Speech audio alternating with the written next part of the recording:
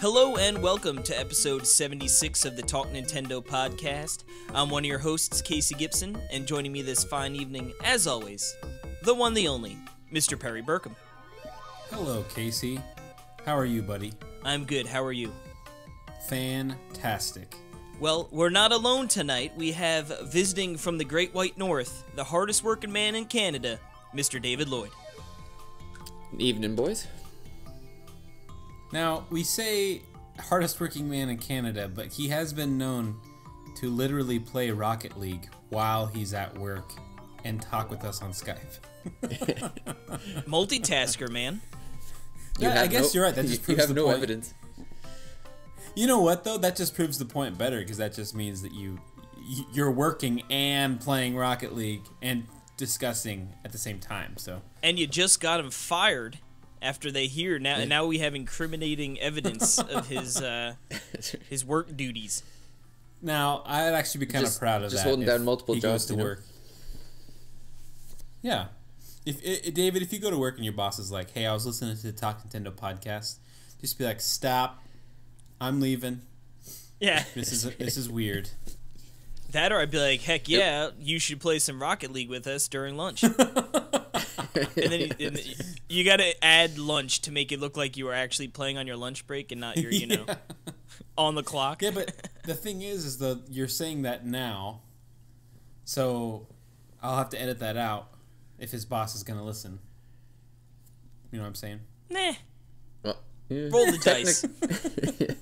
Technically, I'm self-employed, but that's okay. Then you get the privilege of firing yourself. Yeah. That's right. Yeah. I hate my boss. He's such a jerk. But enough idle chit-chat. I was going to say, we've got so many games to talk about. I know we have another jam-packed eShop Roundup, some news, all that jazz. But we have plenty of games we've been playing. I know I've got a bunch, but we're going to kick it off with David's game. You've been playing a game for review, haven't you? I have been, yes. It's always fun when you get a game that you enjoy that you get to review, so I was pretty happy I got it. And I'm not sure. Well, it depends on who I agree with last week about how to pronounce it. But I've been calling it Joe Devers Lone Wolf.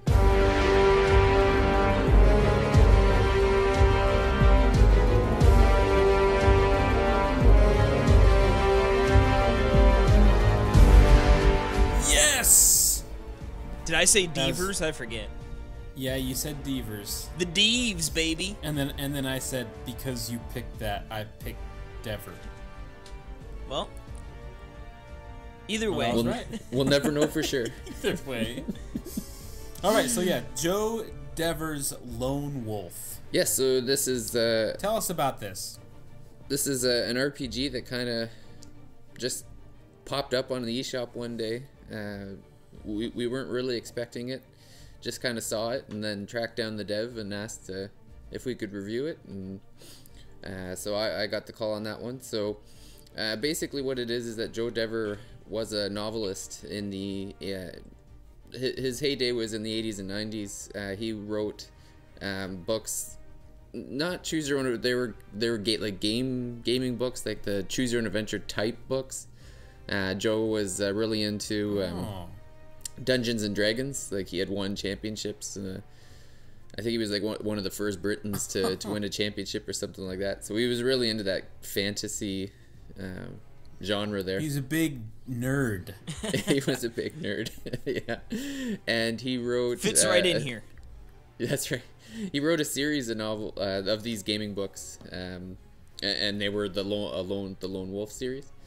And then, so just recently, a development gaming company made it into a video game, and he actually wrote the script for it. Wrote the story and wrote the dialogue for the characters. And I believe it was 2016 when it first came out on Steam. And unfortunately, Joe Devers actually passed away since that time. which is unfortunate. Oh, no. Yeah, it's pretty unfortunate because I really enjoyed the game, and I would have liked to see more. But hopefully, from what I heard, his children are going to continue on. He has a few books that still need to be published, like some unpublished works that they're going to send out, and then I'm sure the company will continue on like with the series and just use material that he's written in the past. Previous stories, yeah. Yeah, I hope so. That'd be a good idea. Yeah. Like Tom Clancy. Yeah, exactly. So, but it's a pretty unique game. So the way that it works is that there's 2 phases to the game. There's the story and dialogue between the characters that all happens in, it's like inside a novel. So when you first start the game up, there's this very like old medieval looking book, and it opens up, and you go through a series of selections to decide like what type of character you're going to be. So there's basically different styles of playing. Like you can kind of be the smart guy or the warrior that does things without thinking, and then after that there's different questions about that basically affect the types of powers that you have. So you could end up selecting one where you can like talk to animals and have them help you, or you can select something where you can become like invisible in combat. So there's a few different questions at the beginning, just that kind of sets the path for the rest of the game somewhat. And then are they like relevant questions, or are they some of those like it doesn't seem like it would really apply to anything, and then they sort of formulate it from there? Or is it more straightforward, like, would you rather, take combat like physically, you know what I mean, like physical combat? Exactly, Casey. It's just like that. It's like would you like to approach things head on and with fists flying, or do you like to sit back and wait and analyze the situation? Okay, and, so you know what I mean? So it's pretty obvious what you're choosing when you answer these questions then. Yeah. Okay. Yeah, and so the good people, Forge Reply, they are the publishers on the Switch version at least. They sent us a code for this, and I've been playing it as well, and yeah, exactly what David's been saying. It's a really it's a very unique concept for a game. I mean, I have never really played an RPG like this, like a kind of an adventure RPG. I don't know, a written novel. It's like a novel RPG is what I'd call it. Yeah. And it's the cool thing I just want to mention before David continues is that it's actually really, really well done. Like all of the art and all of the the aesthetics and everything are really cool. On top of the writing, which is also really nice. So anyway, I didn't mean to interject, but yeah, with the choices at the beginning, I don't know exactly how they shaped. I mean, I think they open up different options probably, right, during the game. Yeah, because so when it starts, basically what happens is you're reading the story. So the story is told to you like in a novel. So you actually like read pages on the Switch, and then you'll come to situations where it kind of like a choose your own adventure, where you get to a point where it's like, okay, well, here's a conflict. How would you like to resolve it? And there's usually three different ways to resolve it. And depending on what you chose at the beginning, one of those might be grayed out because you didn't choose that particular path, but then one of the other options is there. Like, for example, I think one of the first ones is that there's like a pack of wolves approaches, and you could either go around them or look at them or something to that effect, and yeah, it's so cool. Yeah, so if you chose like the animal whisperer, then you could actually like kind of not converse, but it's kind of a telepathic. You get the feeling like the wolf is like, go that way, and you get a good feeling from the pack or whatever. It's so cool. Like in before that, with your horse, like even just like getting like you're on an adventure trying to get to this town, And so you're riding on a horse, and like the terrain is really bad. So you can choose to push forward with your horse and push your horse to test like if it can do it, or you can, if you you don't want to potentially hurt your horse, you can send it back. And there's some really cool riding, and it's like, for me, it's like, I don't want to hurt my horse. So I sent it back, and it's like really cool because like the horse the riding, it makes you, the characters are great because it really shines a light on the interactions between both of them, and like the horse knew exactly what, and you could tell that the main hero loved his horse and stuff, and then it really got to me just from the beginning, and then like you said with a wolves approaching, and how you can handle that. It's just so cool. I don't know. I really liked it. I would have ridden that horse to the ground. Well, what's funny too is like, so at this point you're still just reading the novel. Like it's like there is like when you get to certain pages and there'll be like a picture page where what happened is kind of visualized in the like, it's a beautiful picture, like the wolves part, like, so once the conflict with the wolves is done, then there's like a picture, kind of a moving picture of the wolves, but you see like the drawing is beautiful, like it's a kind of an inked, like, and it kind of comes into focus, and they show you like the wolf pack, but it's a beautiful picture. It's very well done. And then so once you kind of get through the options of, okay, this is how you're progressing in the story, you'll get to a point where the bad guys show up, and it's like, okay, now you need to fight. So that's when it actually transitions from the novel that you're reading into an actual gameplay. And so the way it's like a turn-based combat. So there's so you see your character, you don't control them, and it's more like a kind of a Final Fantasy style, like you choose the options that you do. So you'll be standing and it'll be third person, and you'll see your enemies in front of you, and you'll choose the enemy you want to attack, and there's a timed meter of when you can actually choose what to do. So it counts down the time, and then there's, I believe it's 4 different options. So you'll have something in your left hand and something in your right hand. Usually you'll have like a weapon in your right hand, and you'll either have a second weapon in your left hand or a shield, depending on that original choices that you made at the beginning. And then so you could either decide to attack with the weapon, and then that will use up part of your vitality meter or endurance meter. And then you also have the option to like protect yourself with the shield. There's an option for using what's in your pocket. So like at the beginning you'll have throwing knives, so you could choose to throw the throwing knives. And then the fourth one is your character has special abilities, again depending on what you chose at the beginning. One can be like you psychically attack the opposing bad guy. So it could like confuse, like it'll confuse him, like it'll hurt him and confuse him, and then he can't attack for a certain amount of time. Or one of the options could be that you actually go invisible so that they can't. So when they attack you, you can move and then kind of hit them back when they come at you.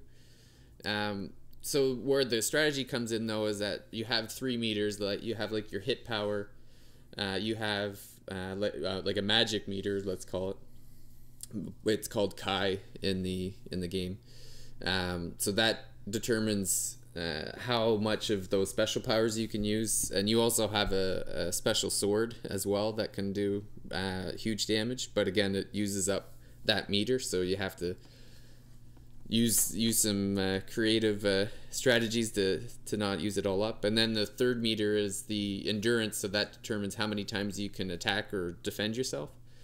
So you really have to determine in that period of what you want to do and how much you want to use while doing it all in that time limit. And then what happens is when the time is up, you literally just stand there and you have to wait till the time meter recharges. So if you didn't, say you just went out all attacked and the time meter ends up, then you're just going to get hit because you haven't defended yourself. So there's a lot of strategy. So like near the end of the time limit, maybe you decide to use the shield protection or the invisibility protection so that you're not just a sitting duck during that recharge period. But there's a lot of strategy involved that way. How long's the recharge period generally? It's pretty quick. Is it like a long wait, or is it 10-15 seconds? But you could get... I guess that's sort of long, but... Yeah, like it's enough. Usually, like let's say you're against 2 people, it's long enough that each one will hit you, and then it'll be your turn again. Yeah. So okay. really, all right, yeah. So maybe it's not so. Yeah, so it's not literally like just 15 seconds of no action going on. It's just sort of their turn per se. Yeah. So yeah, exactly. Now they can still hit you while you're doing your things, but. Because I was gonna say the game gets really hard. I mean, like it's a pretty tough. Like if you said, if you haven't mastered the system, I mean, you know, as you're learning the systems, but like even from the very beginning, like my second or third battle, like I died, and then when you die though, it lets you. There's a lot of different things you can do. You can restart the battle. You know exactly how you had it when you walked in, or you can go to your last checkpoint, where that will give you, different decisions that you'll make to get to that battle. And like for instance, I had walked into like this store, and then I was basically ambushed by them, and so I went back to the checkpoint before it, and then I think I if I'm remembering correctly, I like got on the roof. And then I surprised attacked them, and then I just wiped the floor with them when they had killed me before. So it's cool. Like when you die, you can literally kind of go back in time and then make different decisions, knowing what you know now, and that will completely change. You know, and of course, I'm sure over time you'll understand. Like you wouldn't have to just play something through, get murdered, and then go back again. I mean, you get better strategy and stuff. Yeah, and sometimes it's a matter of just tweaking your inventory as well, because, like I said, you could go into a battle with a sword and shield, or you could go in with like 2 swords, or there's even different weapons, like there's axes and maces and swords that all have different speeds and strengths. There's also different, you can hold potions, so if you did an attack and you needed more endurance, you could use up one of your potions. Like you can carry 3 potions at a time at the beginning anyway. So there's tons and tons of strategy in the game, and I find it very fun. Like the progression in the game is that so you have like your novel, and then you do your combat, and then there's this beautiful map that you actually follow. Like Perry was saying, the first thing that is. The whole point of the game is that there's this town that's been attacked, and it's part of like your kingdom. So you show up to the town to find out what's going on and help the townspeople. And basically, like you're choosing how you progress through the town, trying to find people. So you run into different characters, and you run into different situations that you make decisions on that will affect you later on in the game. So it's I found it a lot of fun. The strategy involved in the combat. Was great. Like the combat doesn't change too much. Like it's obviously different because you can have different weapons.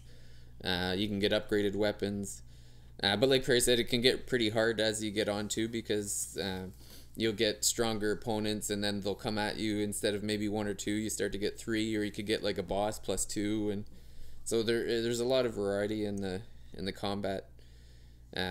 But it's definitely, like, if you're a fan of RPGs, you'll love this game. Yeah, I mean, I want to paint a picture for people if they haven't got it fully yet. But this game you're basically reading a book. It's tons of reading. And now, I mean, it's not like a huge novel or anything. I just mean there's lots of reading broken up by, there's even some, time, what do you call those? Time events? Quick time events?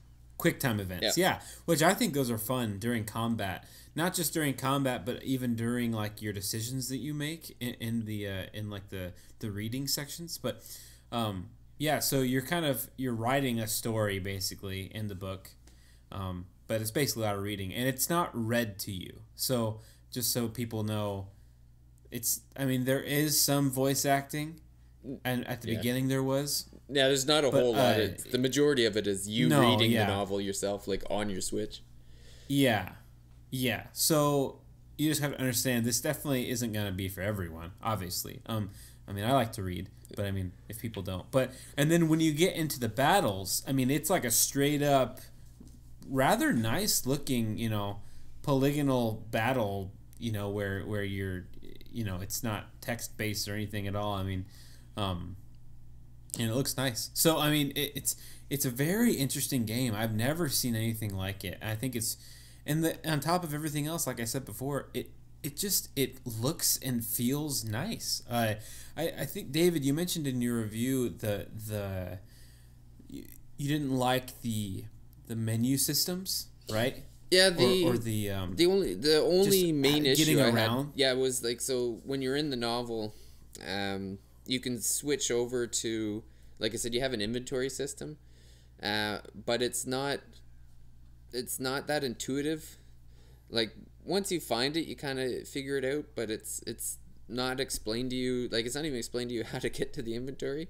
You kind of see one of the options is like I think a wrench or something, but like you kind of see where you can click on it, and then when you get in there, it's not all that clear either. Like, it shows a picture of like where you could put your weapons and where you can put the potions and stuff, but you really do have to figure it out yourself. And I just found them to be like trying to move the cursor to where you want to put it was a little irritating. And then everything just seemed a little small in the inventory system too.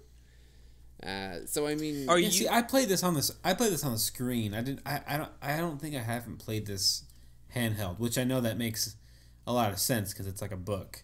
But I was going to say, totally see that. Are you bouncing in and out of the menus a lot? Like, is there a lot of inventory shuffling, or is it sort of something that you sort of dip into, maybe after like a novel section before you sort of take on some enemies?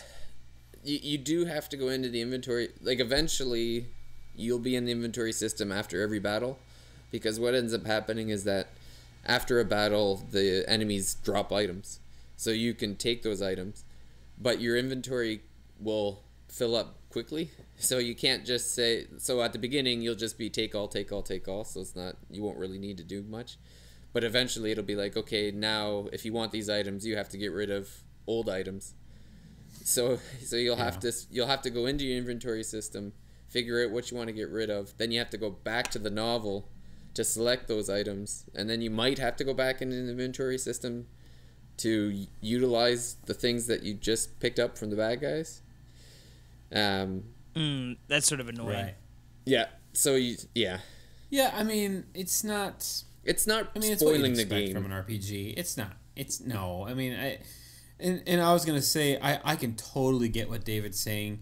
I think that I got lucky with the menu system, and I kind of like it was kind of more intuitive for me. Like, maybe I saw something, and I didn't really have those problems. Like, I kind of felt it was like some of the button presses are kind of weird for like accepting things and not or like, for instance, when they show you a new thing, like a tutorial, like if it tells you how to do something, it's weird. Like, it'll just keep cycling through like the pages of the tutorial, and you have to like exit, and you can't like usually it's like there's no end. Page 1, page 2, page 3, and then end the tutorial. But this one, it's like page 1, 2, 3, 1, 2, 3, and then you actually have to press a different button.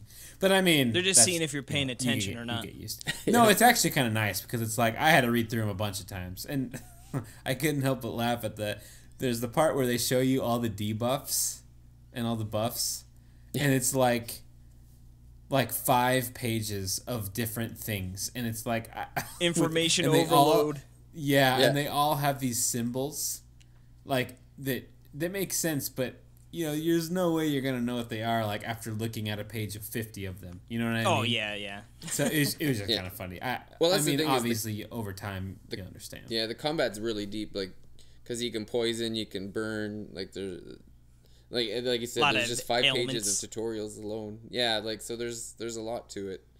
But, and it's a bit, I would call it a slower paced game.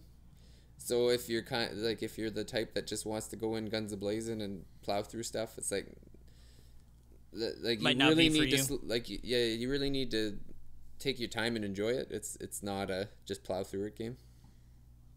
Yeah, I want to say I really did enjoy the writing. Like it really paints a nice picture for the player for where they are and what they're experiencing. So, yeah, it's a cool game, and that's like I said, that's Joe Dever's Lone Wolf. It's on the eShop, and I believe we covered it last week on the eShop Roundup. I think it's $20, I think. Yeah, it's pretty. I think it's 20, and that's or 15. Yeah, whatever it was. Sort of a premium for the eShop. That was cheap. Well, like when you play the game, you feel like you're getting more than your money's worth. You feel like this is worth more than what I paid for it. Like that. Yeah, that's the feeling. It's a really cool game. So, like David said, RPG fans, I think, would really like it. People who like to read, I think, would really like it as well. So that's Joe Devers. We're saying Devers. Joe Devers. Joe Devers Lone Wolf. But another game that kind of came out of nowhere, right? This is the game that came out of nowhere. Yes. Right? It kind of spookily appeared out of nowhere. Because it's scary. You could have went with like a jump scare, how it sort of came out of nowhere. But anyway, yes, I've been playing Outlast, Bundle of Terror.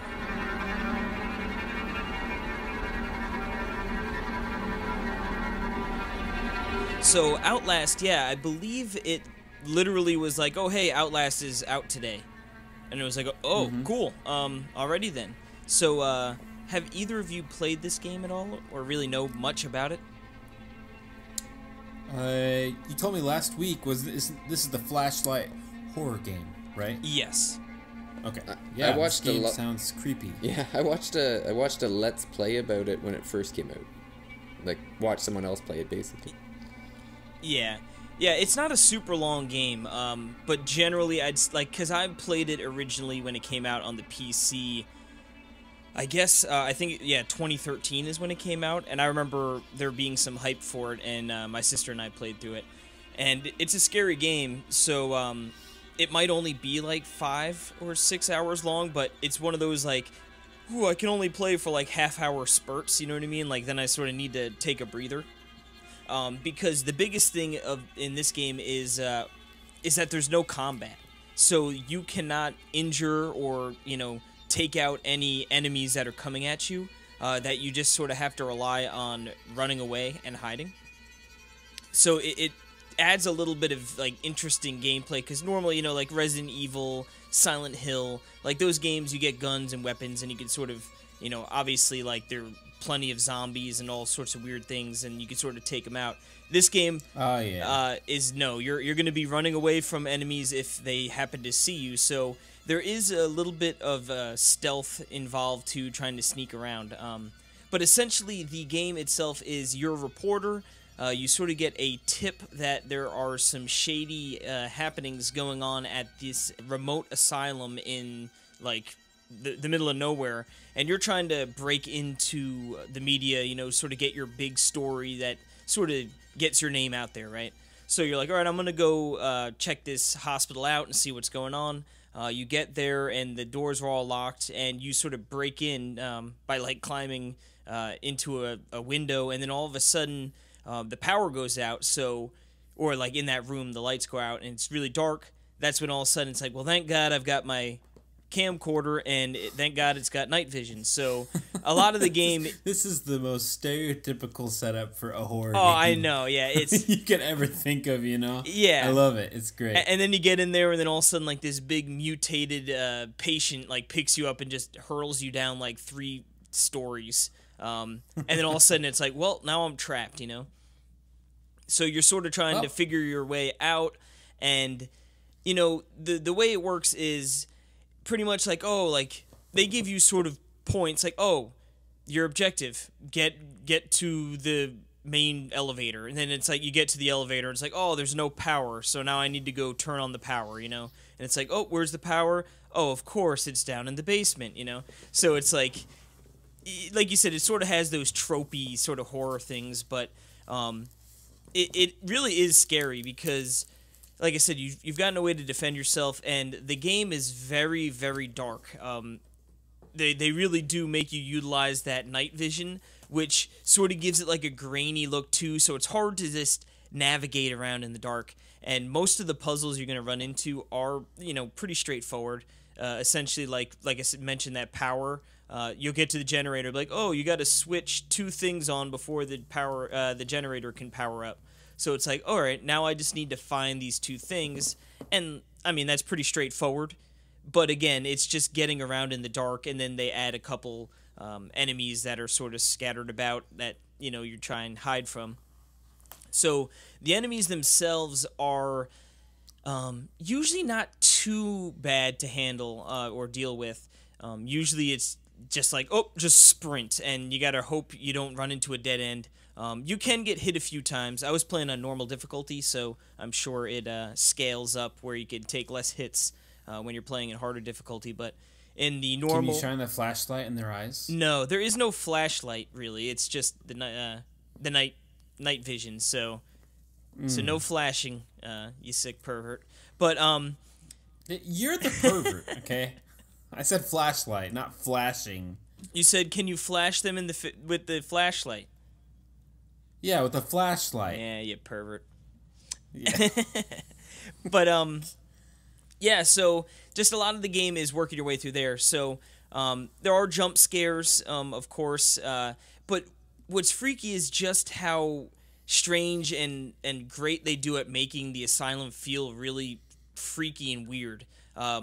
You know, when you first get in, it's like, okay, there's like sort of disheveled, like, oh, you know, bookshelves are knocked down, you know, there's some things here and there, but then all of a sudden it starts getting like, oh, there's blood all over the place, and then there's writing on the wall all over in blood, and then, you know, there's points where you get to, like, oh, there's a lot of people in this room, and, like, you know, you're on edge, oh my god, I need to get through here, I hope they aren't attacking me, and then you find, like, not every enemy is out to attack you. You know, some are just in there, and you can hear them, like, talking to themselves, and it actually sort of makes you feel bad for some of these patients that are, like, trapped there with no way out, you know?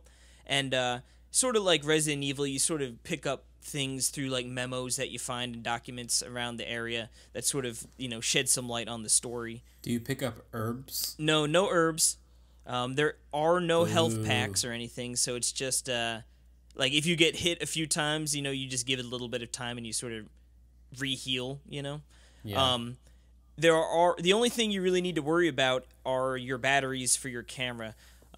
So to counteract, so you don't just literally have night vision on the whole time, you do have battery packs, and they drain.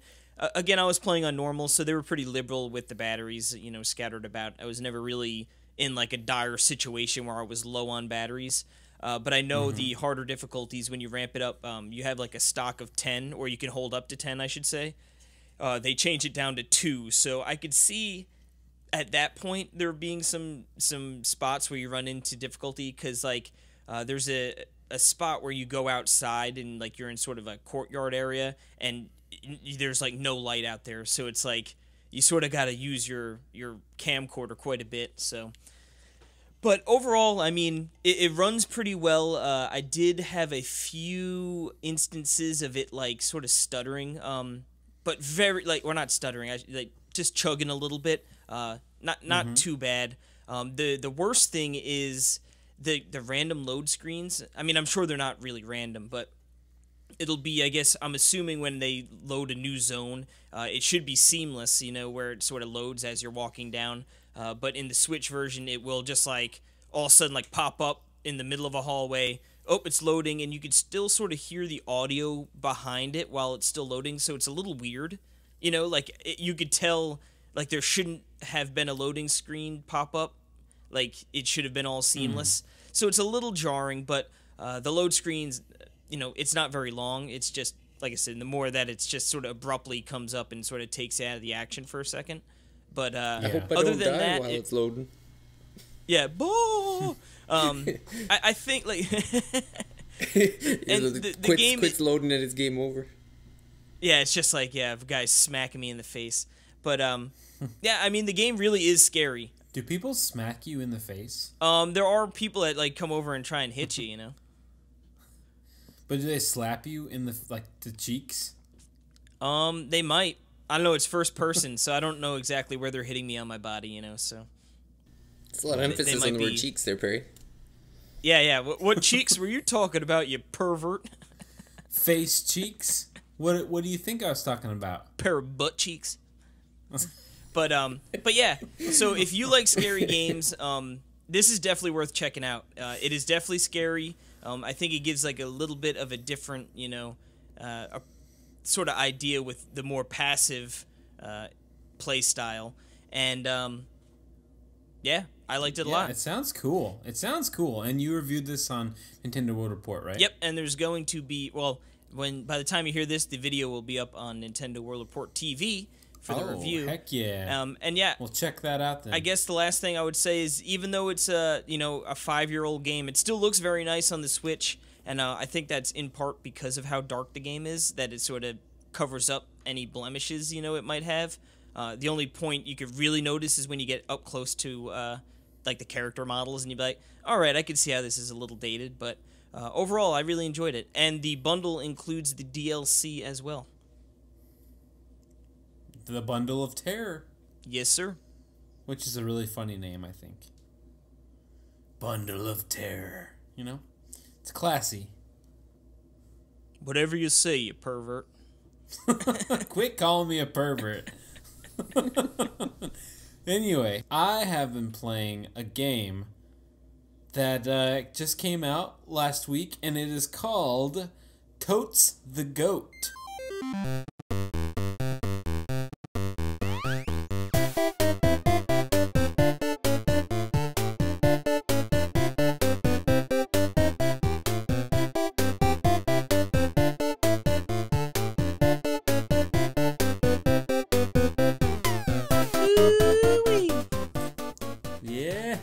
So, this is from friend of the show, Jules Watcham, from a Tui.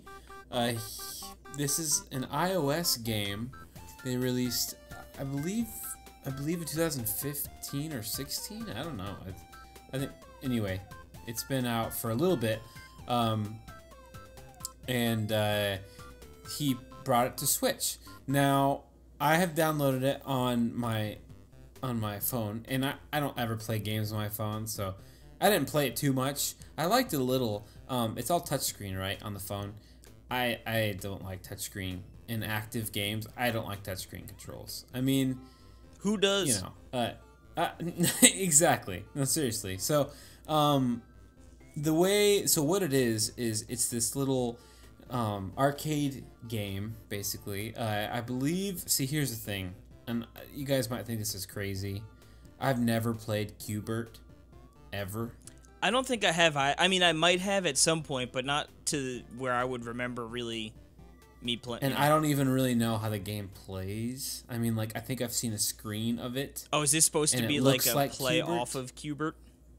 I really cannot say. I've heard people compare it, and I guess, you know, if you look up screenshots of Q*bert, I think it looks the same.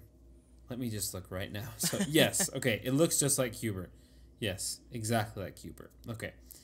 Now, I don't exactly know what the goal of Q*bert is, but anyway, yeah, so it's this isometric block game where you're jumping around blocks, and the point of Totes the Goat is, you know, you just dropped into an area, this little area full of blocks, and you want to jump on each one of them, and they'll turn a different color, and then you'll go to the next.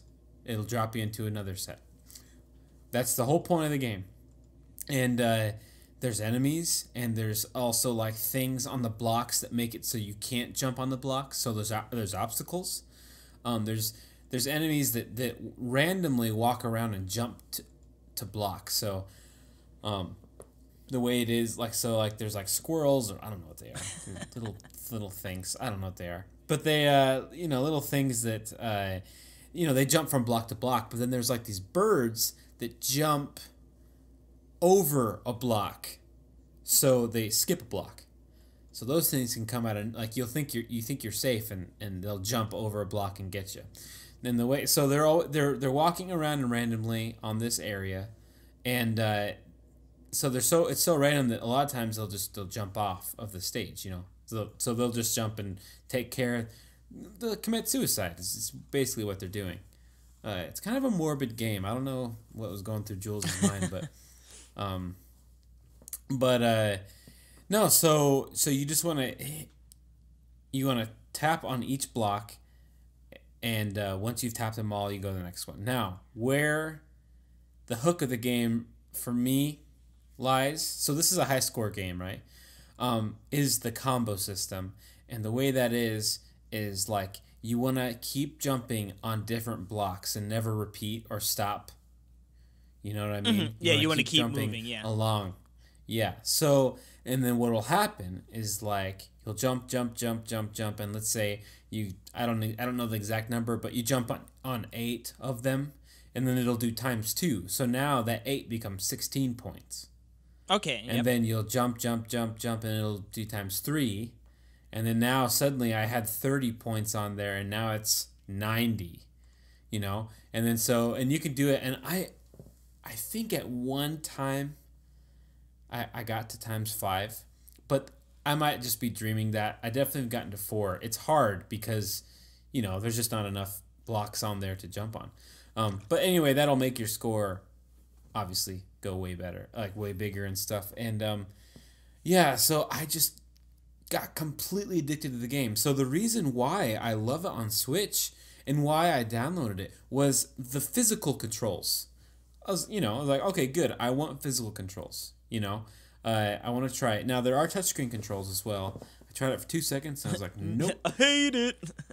Yep, no reason. And so I'm telling you, this game, I have been like playing like other games, and I just keep coming back to this game. Like, I know I should be playing other games, but darn it, I just want to keep playing because if I have like a few minutes, it's a perfect game to put one in. Well, I was gonna say, yeah, it fits that mold of being able to jump in for literally like. Well, I can't imagine what a round takes more than a minute or so. Probably, I mean, unless if you really get the combo going, right? They're probably relatively quick. It's infinite, right? So it's you try to go as far as you can. It's a roguelike, Casey. It's a roguelike. Now, but like, what would you say your average match is? So I mean, like when I started, it was like 500 probably was my score. I'm just kidding. But now, I mean, it's one of those things where kind of like Goner, where if you don't get a good start, you just keep starting. Yeah, yeah.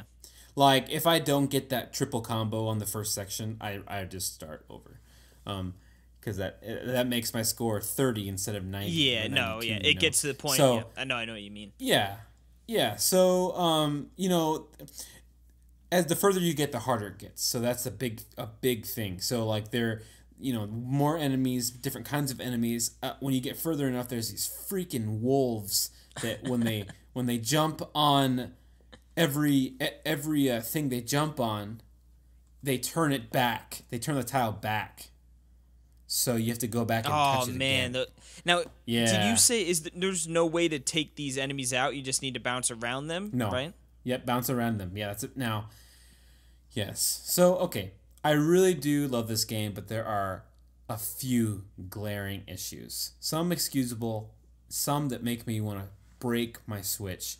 And it's so funny because yet I still come back. But so one thing is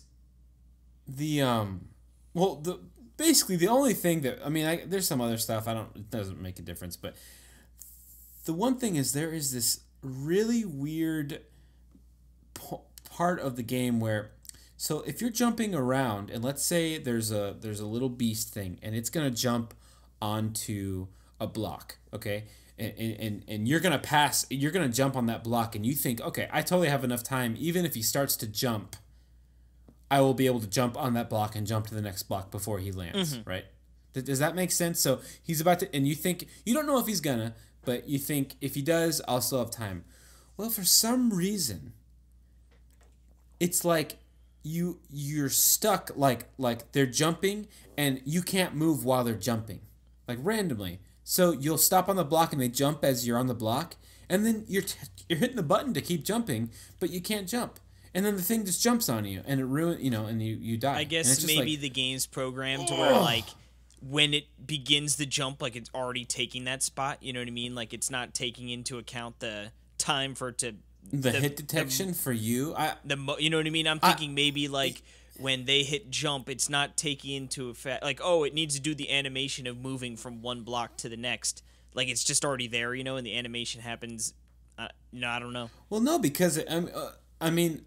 Your character cannot move. I mean, like, it just stops moving, and it's like, oh, he hit, and he jumps on you, and it's just like, well, that's what I'm saying. So I think when the enemy, because it's inconsistent though. Okay, I was going to say if the enemy made the jump, you know, and it didn't do the animation yet, but like maybe behind the scenes it already was in the process of making the jump. Yeah, and that's why it bogs you down. Yeah, it's something like that for sure. It is something like that, but it's something that is really annoying when you're getting something going and it feels very unnatural, and like you feel like you got gypped because you totally, if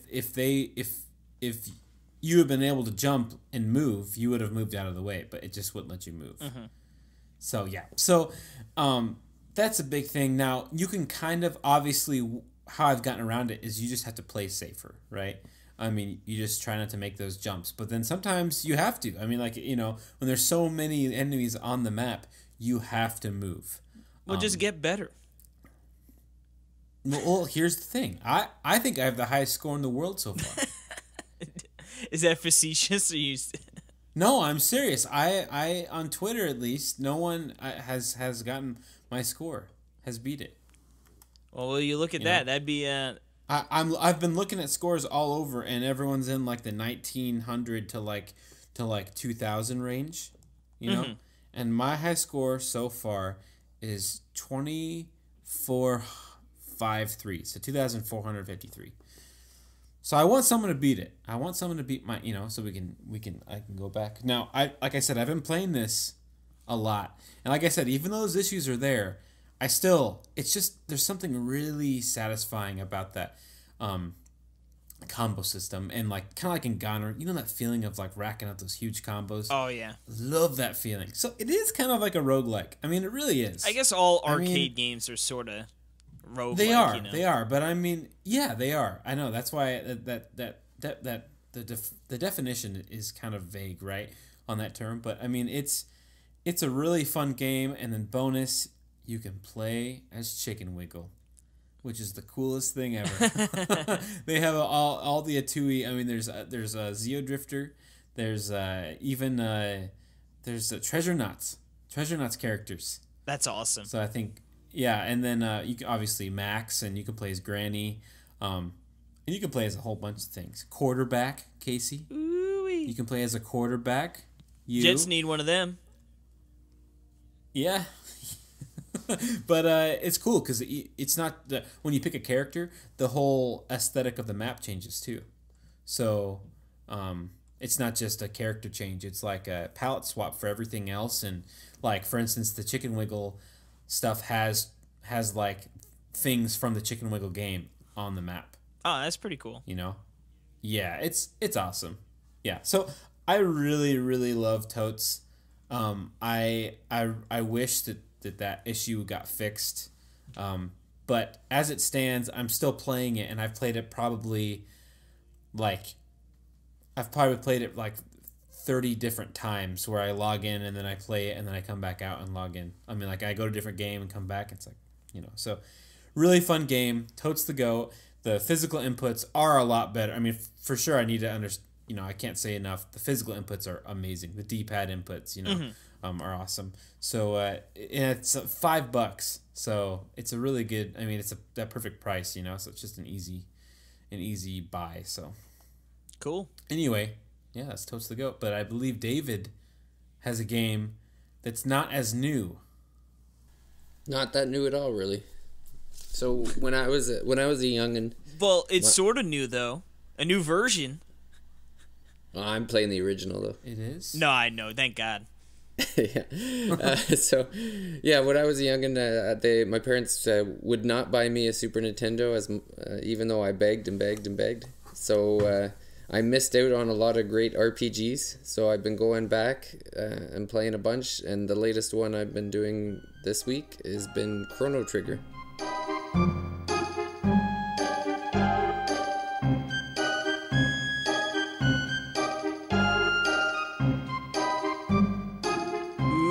I cannot wait to hear what you got to say about I've heard of this game.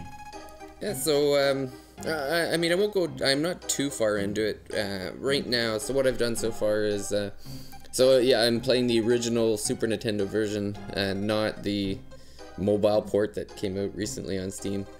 So I'm sticking to the original, and I've gotten past the first time jump, I guess it would be, where so the warp opened. I went back in time, did the stuff. Well, it's old. I'm not gonna spoilers or whatever. Basically, what I did, I went back in time. I saved the queen, and saved. Dude. No, too late. It's 20 years old or more. Saved Marley, I think her name is, and ended up going back to my regular time. And obviously I pooched the first section because I was found guilty. I don't know if it's inevitable that you're found guilty one way or another, but every time the Chancellor brought out a witness, I had totally not done the right thing. Oh no, so you stole that old man's lunch, huh? Yeah, I stole the old man's lunch. You dirty dog. I ignored the girl who was looking for her cat because when I went to find, I knew where the cat was. I went and I pressed the button at the cat and the cat just meowed and I'm like, okay, whatever, I don't care. Moving on. And when I ran into Marley, I didn't talk to her first. I went and picked up the pendant first. Oh god, that's so funny. You did it all wrong. I did it all wrong. I got strikes on everything. I ended up in jail, and I'm currently busting my butt out of jail. So, well, for what it's worth, spoilers, like you said, I guess really minor spoilers on a 20-year-old game. But even if you were to do everything perfectly, they would rule that you're innocent. But then all of a sudden, the counselor, whatever, is throw him in jail for something else for 2 days, and then all of a sudden, then you gotta, you're in jail anyway. So, all right. Well, that was better than we're gonna execute him tomorrow. Well, yeah, that's the thing. He says the 2 days of jail, and then it's we're gonna execute him tomorrow. Yeah. so yeah. So you're screwed either way. Yeah. So I did bust out and jumped into the next warp, and that's basically where I am. As I'm in the future now, where it looks like things went downhill. Oh, the desolate future, right? The desolate future. That's where I am. The only thing I've done there is talk to a guy who is like, this isn't money, but I'll take it anyway. It's funny that you two are the biggest RPG nerds I know, and yet you both, in the past year, have playing what is regaled as the best RPG of all time, best game of all time, by a lot of people, Chrono Trigger. This is your first time, right, David? Yep. Yeah, I've tried a couple times. I've started it a few times, but I've never really gotten that. I've started it 2 times as well. I couldn't. It's one of those things where I started and I went through a huge thing, and I got to the battle, and it didn't explain anything, and I died, and it's just then it brought me back 30 minutes before I was, and it's just I don't know if I can do this. Yeah, it's just this doesn't seem fun. I don't know. I didn't click with it. It took me a few tries as well. I don't know why.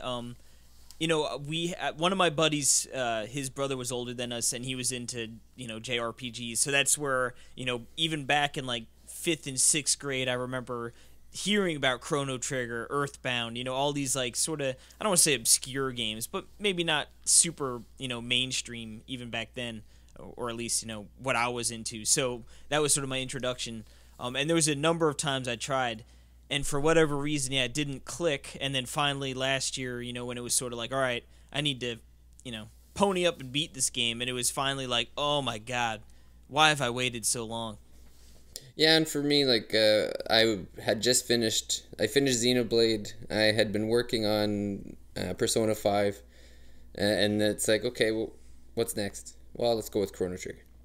So it was a strange, You're a crazy man. Yeah, but the beauty of it, it's really not a super long game, and it's pretty brisk. Like, I feel like once you sort of get into the flow of things, it sort of just, time sort of evaporates when you're playing it, and the next thing you know, it's like, oh, it's over. Yeah, so enjoying it so far. Plan to see it to the end this time. I'm already farther than I've ever been. That's so awesome.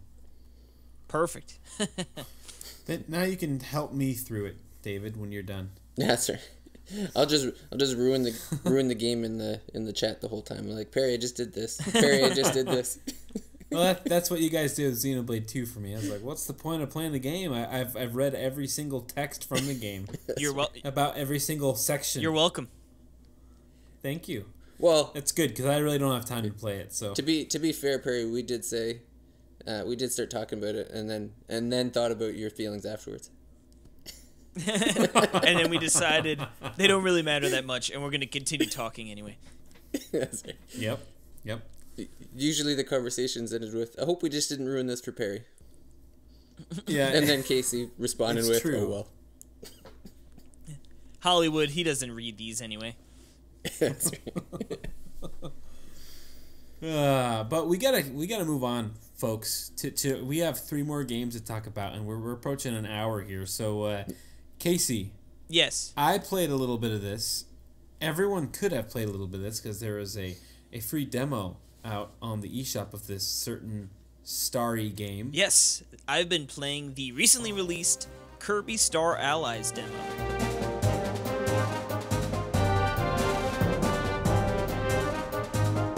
Now, I downloaded this. I don't normally do the demos, because generally I sort of know if I'm going to buy a game or not anyway, and it's like, I don't really need to play a demo of, maybe the first little section of the game, because I'm going to play it anyway. So I was gonna say Kirby definitely is one of those, like, I want to check it out for sure. I don't know if I'm gonna buy it. Yeah. So I feel like it is a good demo game. Yeah, that's why I went ahead and downloaded it. I actually asked Caitlin, I was like, can you play this game with me? Because I'm like, I know the game's supposed to be sort of, co-op based. So I'm like, if I'm gonna... Caitlin, can you be my star ally? Please? And she's like, no. No, she was down to play, so no, nerd. We fired it up, and you get right into the demo there, and it's got 2 different levels you could pick from. The easy level and the hard level, which, here's a little spoiler for you guys, both are very easy. Hard in the, the weakest form. No, the hard level just meant there was a lot of rocks. Yeah. It had nothing to do with it was a very dense level. So, the whole point of this game is it's multiplayer. You got 4 players up there, and you're supposed to be mixing and matching the different abilities that you pick up throughout. So the demo highlights a little bit of that for you, of course. We had 2 people, and then we had 2 computer players join in with us.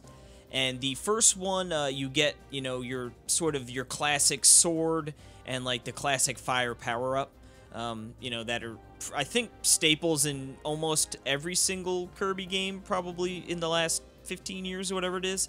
Yep. So, nothing really spectacular or new in that sense, but what's cool is you can sort of raise your sword up, and then if the other person hits you with the fire, then all of a sudden your sword is now like a fire sword. Which is pretty cool. And, of course, they utilize the ability like that. Oh, you got to light the, the fuse to the barrel kind of thing and all that jazz. As, normal Kirby games sort of have those easy, little puzzles to overcome. But when you get into the second level, the harder one, you get some different abilities. You do get like a rock ability and ice, and I thought it was so funny that when you combine the rock and the ice together, you get like you become like a curling rock, like the Olympic curling rock, and you just bounce. Oh, David knows all about that. Resident Canadian on board to give us the curling update. Yeah, I know what a curling rock looks like. Yeah. Although I think the Americans won the curling, so take that, David. But yeah, it you only turned took into like a big 120 years.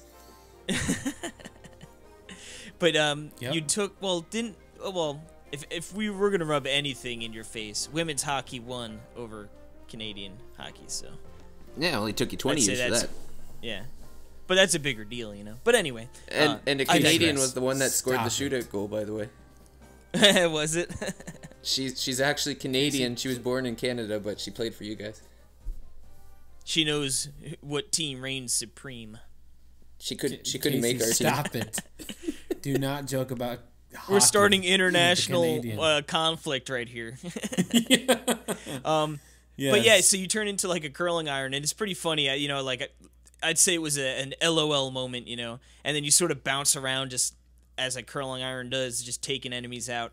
Now, I was sort of hoping that Caitlin would absolutely love this game and want to keep be like, I would play through this whole game with you.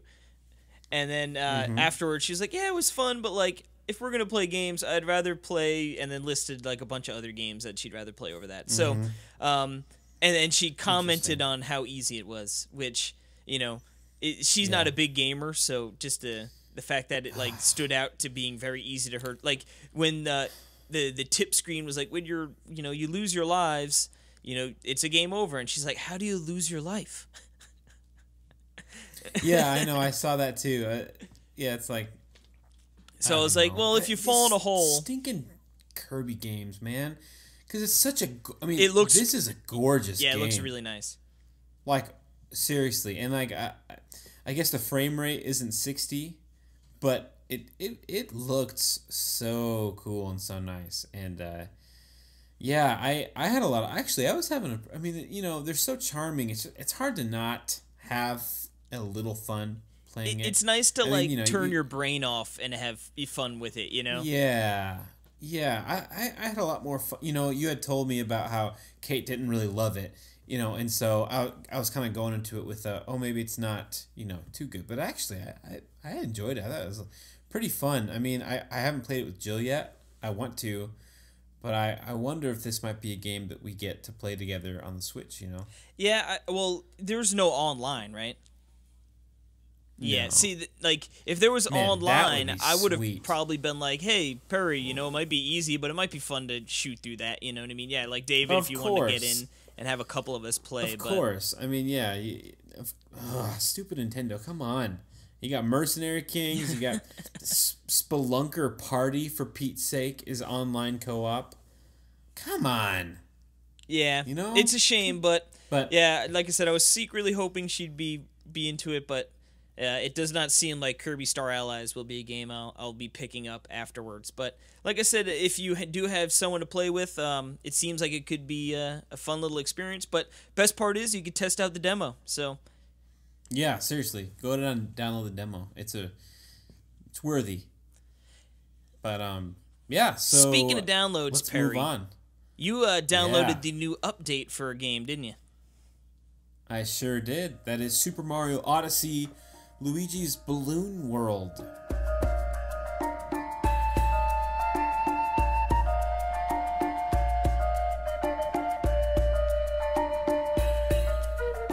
Yes, this is Super Mario Odyssey. You remember this? This is, you might have forgotten about it. This game that released last year. Super Reggie Odyssey? Yeah. And this was an update that just came out a few weeks ago, I believe. A couple weeks ago? I don't know. Yeah, I think it was like 2-3 weeks ago.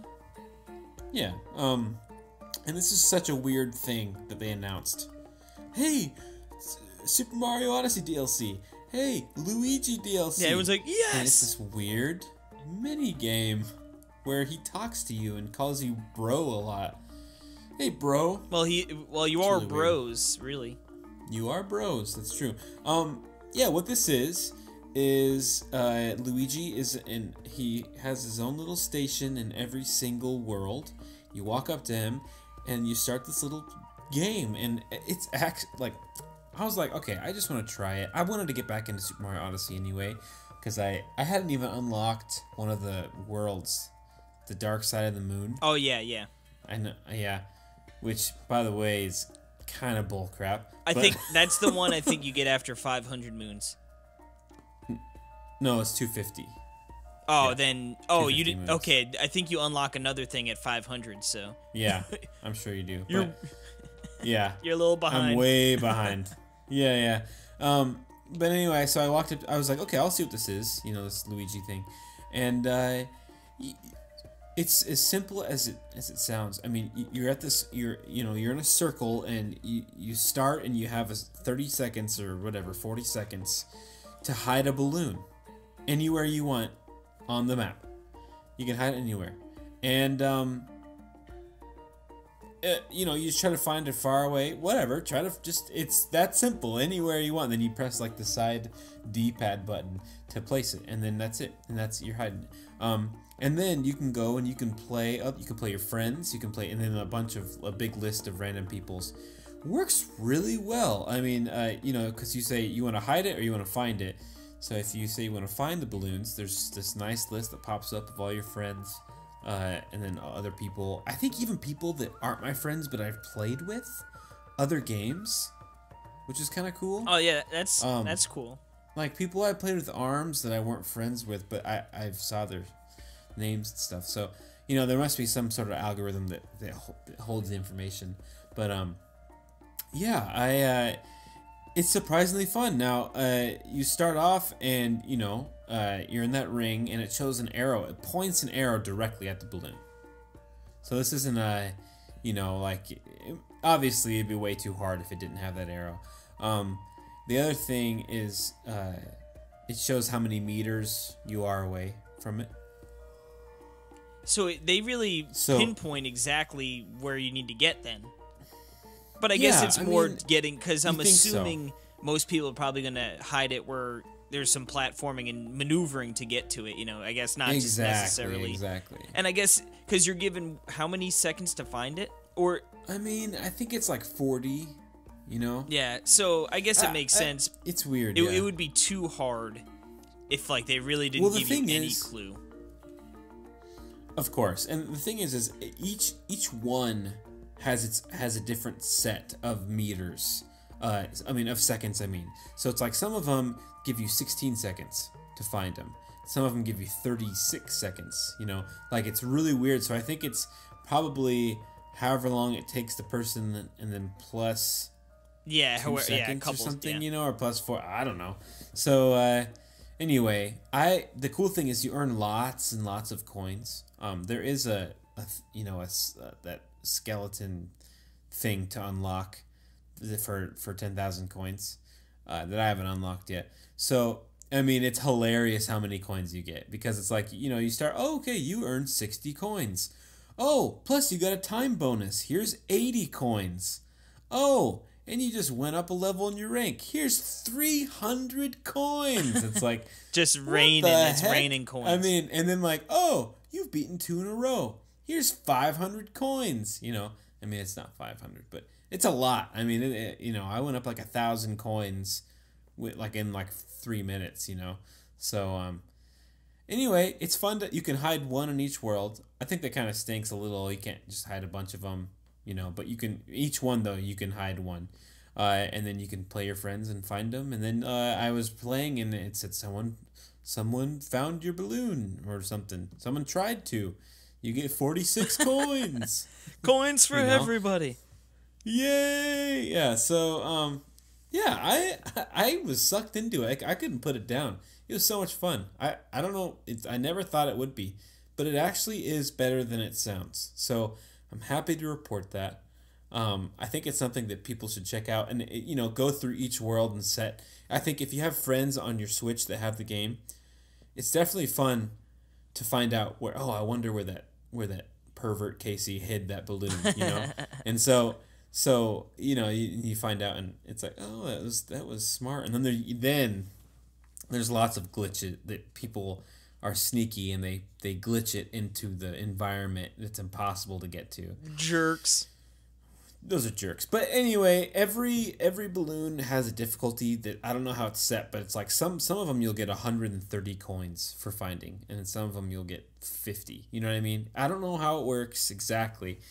I'm sure I could figure it out playing it more, but yeah, there's got to be some sort of rhyme and reason. Maybe with like if it's just on the floor, ground floor, it isn't as many points, and then if it's up in the air, obviously that means it requires doing some platforming, and somehow that boosts the coins. And you can use your hat to pop the balloon too. The old Cappy. So that's kind of cool. The old Cappy. Yep. But speaking of the old Cappy, we need to cap off this segment. Yeah, I know. You mentioned we've been talking a lot. Yeah, I know you'd mentioned 3 games, and everyone will have been like, "Well, that was only 2." I'm going to save this last game. I do need to play a little more of it. It's Pac-Man Championship Edition 2 Plus. I've only I played a bunch of it, but only of the one mode. So I'll make sure to play the other mode sometime this week, and then next week we'll talk about that one. Perfect. And David is going to be saying adios to us. Yeah, I got it. I got 3 RPGs on the go, so every moment counts. Yep, he's been playing. He hasn't been talking a lot for the past 10 minutes because he's been playing 2 other RPGs simultaneously. You have no proof that I'm currently playing Persona 5. I was gonna say I've noticed in our group chats, David's been quiet, and I was like, that's weird. And then he had mentioned he's working on like 3 massive RPGs, so I'm like, oh well, that might make a little more sense. Yeah, could you come onto our podcast and talk about 2 massive RPGs? Yeah. But yeah, David, thanks for coming on, man. Well, thanks for having me on. Pleasure to be here. You're welcome anytime, unless we say you can't. Unless we say no. That's right. I think it would be worth mentioning the Thirsty Mage before you sign out, though. Yes. Yeah, so... Yeah, go for it. I was just going to say, the RPGs I'm playing are for the Thirsty Mage. It's a podcast that we have at NWR. Casey has been on the first couple with me. We released the first one last week, which is Xenoblade 2. And so that's available now through... It's actually a segment on NWR Connectivity. So if you're trying to search for it, you can subscribe to Connectivity, and we're the one from last week. Or the other option is we do have it on YouTube as well through NWR TV. Or you can even play it on the site as well. If you go to NintendoWorldReport.com, we got it playable there. And next week it'll be Casey, myself, and Neil Ronahan, and we're discussing Radiant Historia Perfect Chronology. So that'll be released next Tuesday, or this Tuesday coming up, I guess, when this comes out. And then the reason I'm playing Persona 5 is that 2 weeks after that we're gonna have a, I'm sure, super long discussion for Persona 5. I imagine that one's going to be a doozy. Wow. Yeah, I'm sure that'll be a nice 3 to 4 hours as well. So, and then we got tons lined up throughout the year. So, yes, and on top of if he hasn't shown to be the RPG king, maybe that should be David the RPG king. That's a moniker. Last week was Xeno Week at NWR, and I just want to take this moment right now because David was kind of the guy that made it happen, and thought of it and did a lot of the planning, and it was so amazing. There was all these articles about everything in the Xenoblade series. We had people making their case for which is the best one for all 3, and then we had a big vote. And I guess we should announce the winners of the vote of what is the best Xenoblade game. Well, according to everyone who voted, the best Xenoblade so far is Xenoblade 2. It came in a little over 40%, little over 40% of the vote. The runner-up was Casey's second favorite game, Xenoblade Chronicles X. Boo! It's a crime. Isn't that weird? It's a legitimate crime that Xenoblade X beat out 1. A true American crime. Man. I think people. There's a lot of passionate people about X. Bunch of passionate Jimmies out there, if you ask me. just barely etched out Xenoblade 1. It was like 29.4, and then it was like 28 for the original Xenoblade. So it was pretty. Wow. It really was for all three pretty close. Because you could make an argument there was a little bit of recency bias with Xenoblade 2. Yeah. So I might argue that all three are pretty close to equal, I would say, for how fans think of it. So I love that. That's so cool. I never thought that would happen like that. But I thought maybe I thought Xenoblade 2 or Xenoblade the original would have been like, one of those would have been far, the best one. But anyway, yes, the Thirsty Mage is on Connectivity. Check that out. David's hosting a podcast now, and it's all about RPGs. I hope to be on one someday. For sure. I was saying like a Paper Mario, or I think a Mario and Luigi. Definitely. I really think it should be Thousand Year Door. See, I haven't played that. Exactly, it's a perfect reason to play it. Okay, that's you're the whole right. point. You're right. You're right. And here's the bonus: is because I've been holding out for the Switch to have the Thousand Year Door somehow on the Switch, through remake or GameCube Virtual Console. The plus to this is that once we start this project and I play it, and once I beat it on my GameCube, they will be announced the HD remake for the Switch. So there's that too. So we should probably sooner than later. Yeah. Well, that's how it works. I picked up Xenoblade X the other day, and not too long after that, there was talk of X, like some kind of registration was renewed, which implied that there might be a port on Switch anytime soon. Oh yeah. No, it's coming. It's coming. The guy said that he wanted it on there, so it's definitely coming. So yeah. Anyway, check out the Thirsty Mage. Thank you, David, for coming on. Yes, thanks, Dave. You're the best, and we will talk to you later. Sounds good. Thank you. All right, and we're gonna take a quick break now, and when we come back, it's a packed eShop Roundup with 21 games. So be sure to check that out.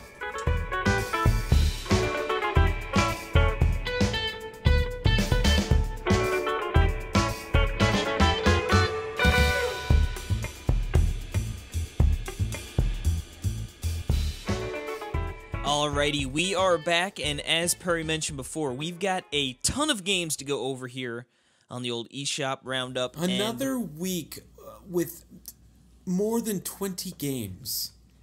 I just think we're in the territory where that's going to be the norm. You know what I mean? It's just... Yeah. Because a lot of these now, I feel like in the beginning, we got when we were getting a lot of games, it would generally be like, okay, there are a bunch of really good games in here, and then there are a couple not so, not amazing, but still solid. I feel like now you're starting to get some of that more maybe you don't need this on the eShop, but you know what I mean? It is what it is. Yeah.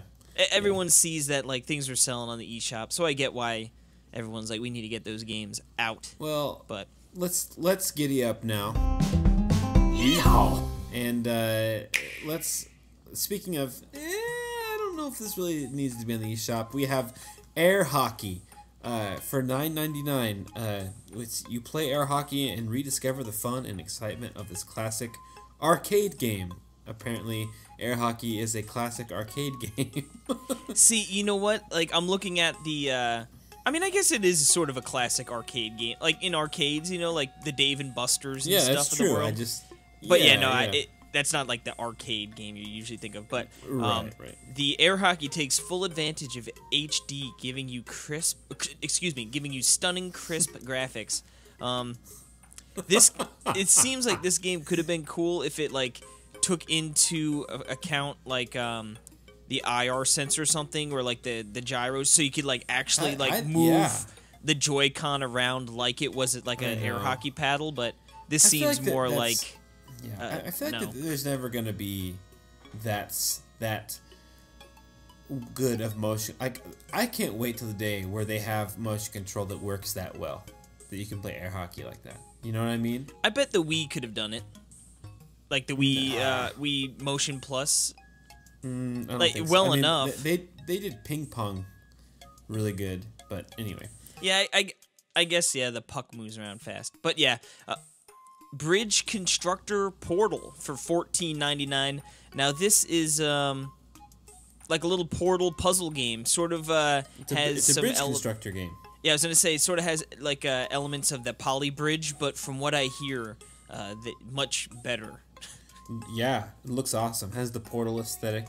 I know people really like that. So, if you're into puzzle games, seems like it could be a good choice. Yeah, and that's $14.99. Now, one of the best names for any game I've ever seen is this next one, and that's Poisoft Thud Card for $2.99, and it features cards with a speech bubble that are saying thud. Now this is some sort of one of those weird Poisoft card games that we seem to get. And well, I was gonna say, what else Poisoft did? What's that? Vroom in the Night Sky. Yeah, that's right. So this is a must buy. But there's the internet. You can play online with people. In this Can't game. do that in Kirby Star $2.99. Allies. No, ma'am.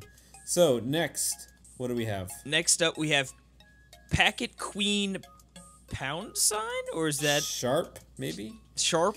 The studios that made it is Studio F Sharp. So yeah, Packet Queen Sharp for $4.99. This looks like a weird little like puzzle board game thing with some interesting that also character features design. online. I don't. You can play with people online too. Interesting. Yeah, it just says number of players, 1 player. But then it says versus mode requires a network connection. I don't know. Anyway, weird. Next up, Paper Wars Cannon Fodder Devastated. Yeah, I saw on Indie Spotlight. I watched a little bit of this gameplay, and it's let's see. What does it say? It's a beloved Wii tower defense like game. Apparently, I didn't know this is a Wii game.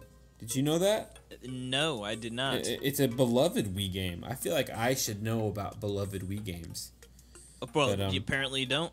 No, yeah, and this game, like, there's people like you're shooting guys as they're coming, and that's bad. But what's cool is it looks like the art style is very like it looks like the soldiers are like pieces of cut out paper with like soldiers drawn on them, and like the explosion looks like someone like taped together or like put a couple pieces of paper on top of each other and scribbled out the explosion. Doodles. So it looks really cool.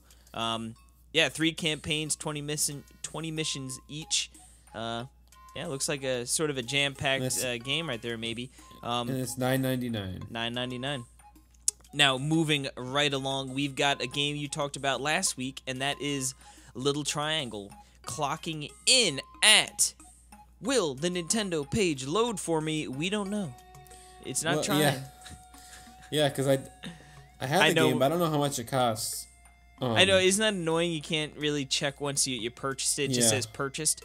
It is $14.99. Again, one of the screenshots. Okay, $14.99. One of the screenshots is the triangle in the bath with another shape. With another shape that's bathing, and it just looks so funny. That's funny. This game's great. It's funny. A good platformer. You pervert. Yeah, Little Triangle. It's a fun little platformer. Check out my review and Nintendo World Report. Next up here, we have Arcade's Archives Star Force at the old right price of $7.99. Now, this is a pure shooting game masterpiece. Aim for the highest score. Apparently. Dude, this is an old game. 1984. Yeah, by... for 84, it looks pretty dang good. Koei Tecmo Games, they're what they were formerly known as Teikon, HKAN. Yeah. Yeah, it looks. So. Yeah, it looks like a very old-time shooter, but looks sort of cool. Yeah, and it has hidden bonuses. 1984. Ooh wee. Isn't that crazy? That's 34 years old. That's an old game. Yeah. All right, next up, though, we have actually a pretty cool-looking game with a very funny name, and that is A Whole New World. Like a hole in the ground. Yeah, this is it looks like a platformer. It says you already know how to play, so they're adventure platformer. Yeah, and this is like a pixely, cool-looking retro-style game that looks great. I don't know. Some of the enemy designs in the screenshots look really cool, especially that it looks like a fire/ice boss. Yeah, that was your nickname in high school. Yep. So right after Cassie. Fire/ice bots. Cassie the fire/ice boss. That's $9.99.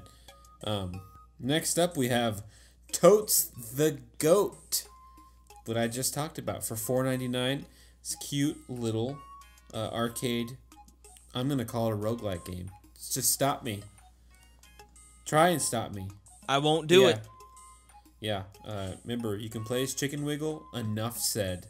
Now, I was getting a little nervous as I was scrolling through these games, giving the look for the old, if it was going to be a week or not. And at first, we I had didn't. the arcade archives, but we it's didn't not have the same. Neo Geo. It's not the same. Yeah, to me, it's just not the same. Now, luckily, Hamster wouldn't do us like that.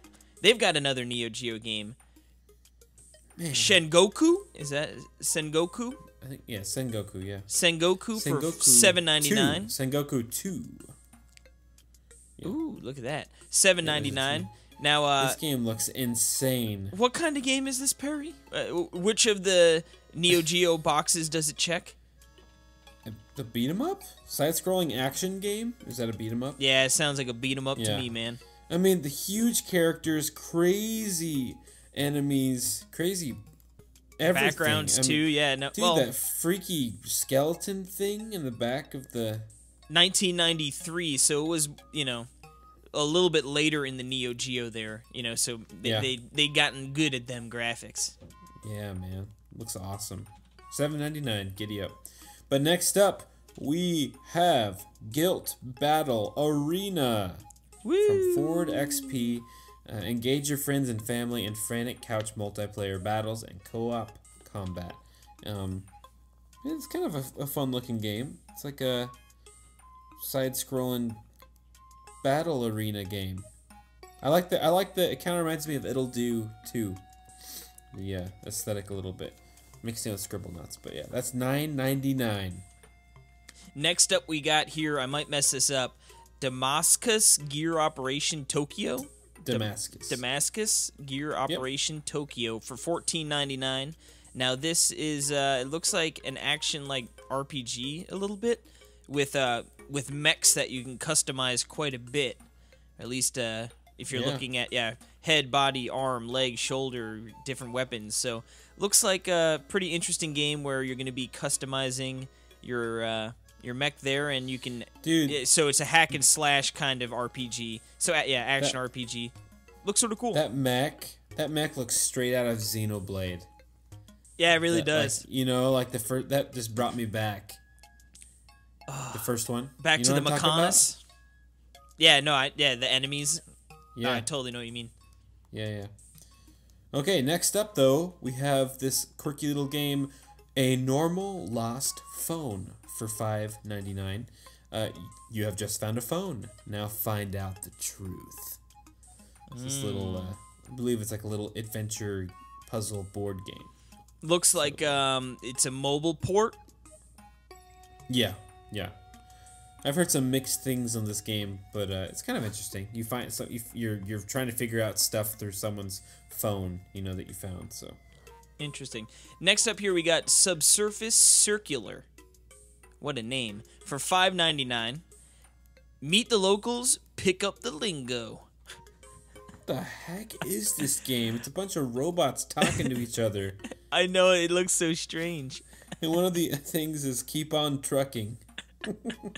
It's an adventure puzzle game, so I guess it's like an adventure game with robots. Very interesting. All right. Very, very interesting. That's very weird. But next up we have Detention from Coconut Island Games. Lives passed away with the sin left behind. It's a unique atmospheric horror game, heavily influenced by Taiwanese East Asian culture, religious elements, and mythology. Interesting. Yeah, a horror game, you say, huh? And that's $12.99. Man, that's actually a pretty cool looking game if you look at the screenshots. Very cool art style. Yeah, it looks like it would be very cool. More adventure slash, text heavy maybe you know what I mean? Yeah. And but yeah, no, the art style looks Asian cool. horror, style with it too. So it looks kind of creepy actually. I mean, there's not a lot of creepy stuff in the screenshots, but I can see how it's unsettling almost a little bit. Unsettling. There you go.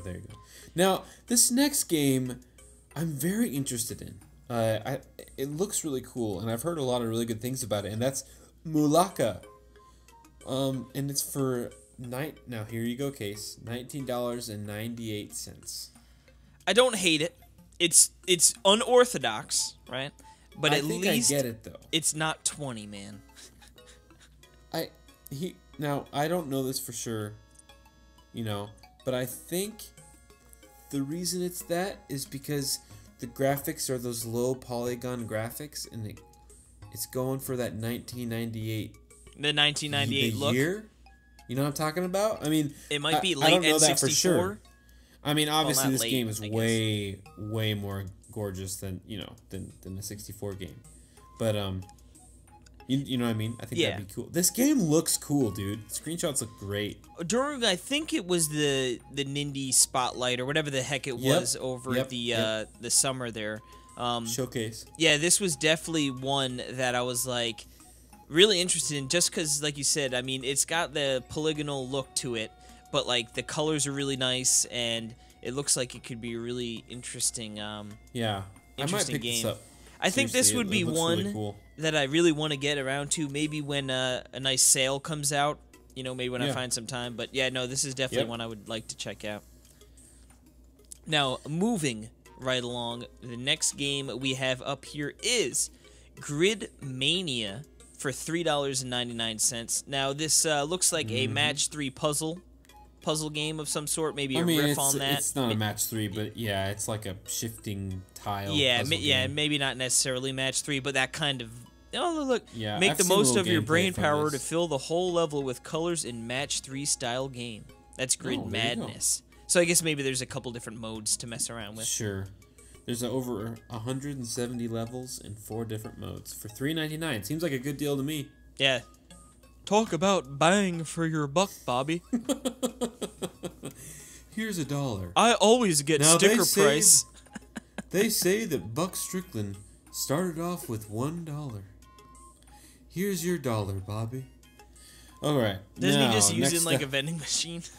I think he buys a taco. Money well spent. Yeah. Now, next up we have Super Toy Cars for $9.99.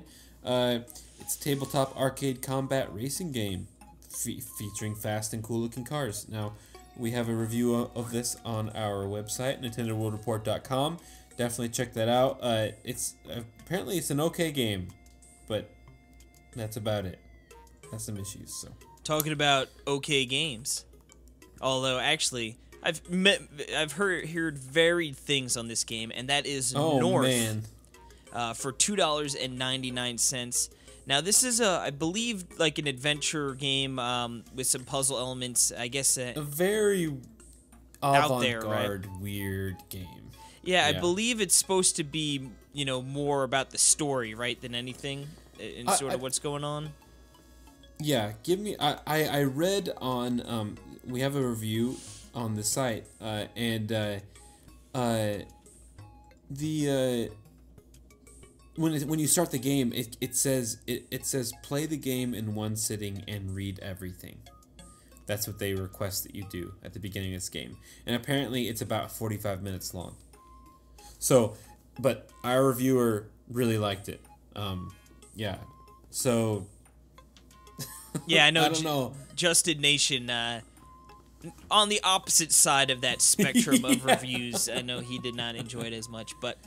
yeah, so, I mean, obviously it'll vary depending on what you go... But it's something to check out if you like an experience if you want to check it out. So now this game came out of nowhere. I mean, like I didn't realize it was releasing so soon. Same but with it's me. out. Yeah, and that's Scribblenauts Showdown. This is from WB Games. It's Scribblenauts Party Style. So I have been hearing some not so great things about this game. Which is a shame. Nintendo.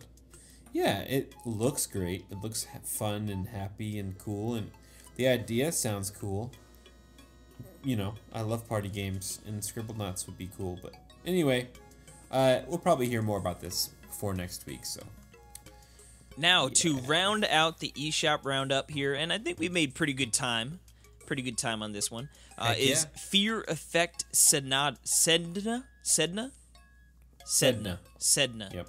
Fear Effect Sedna From for $17.99. Enix. Yeah, from Square Enix. Now this is like a strategy action game, very stylized. If you're looking at the graphics or the screenshots here, it looks really cool. Sort of has that like that Judge Time Recoil perspective, but it kind of it's isometric, but yeah, it's a little more detailed. Yep. Especially as far as the environments go. Now, I don't really know.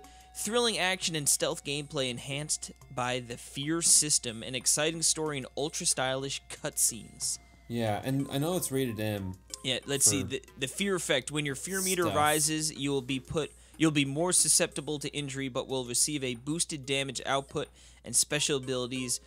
Deny fear with stealth and strategy through the new isometric viewpoint and tactical pause feature. So, all right, so it looks like you can be stealthy but not as powerful, or not stealthy and much more powerful. So, and that's cool. Yes, looks weird. $17.99.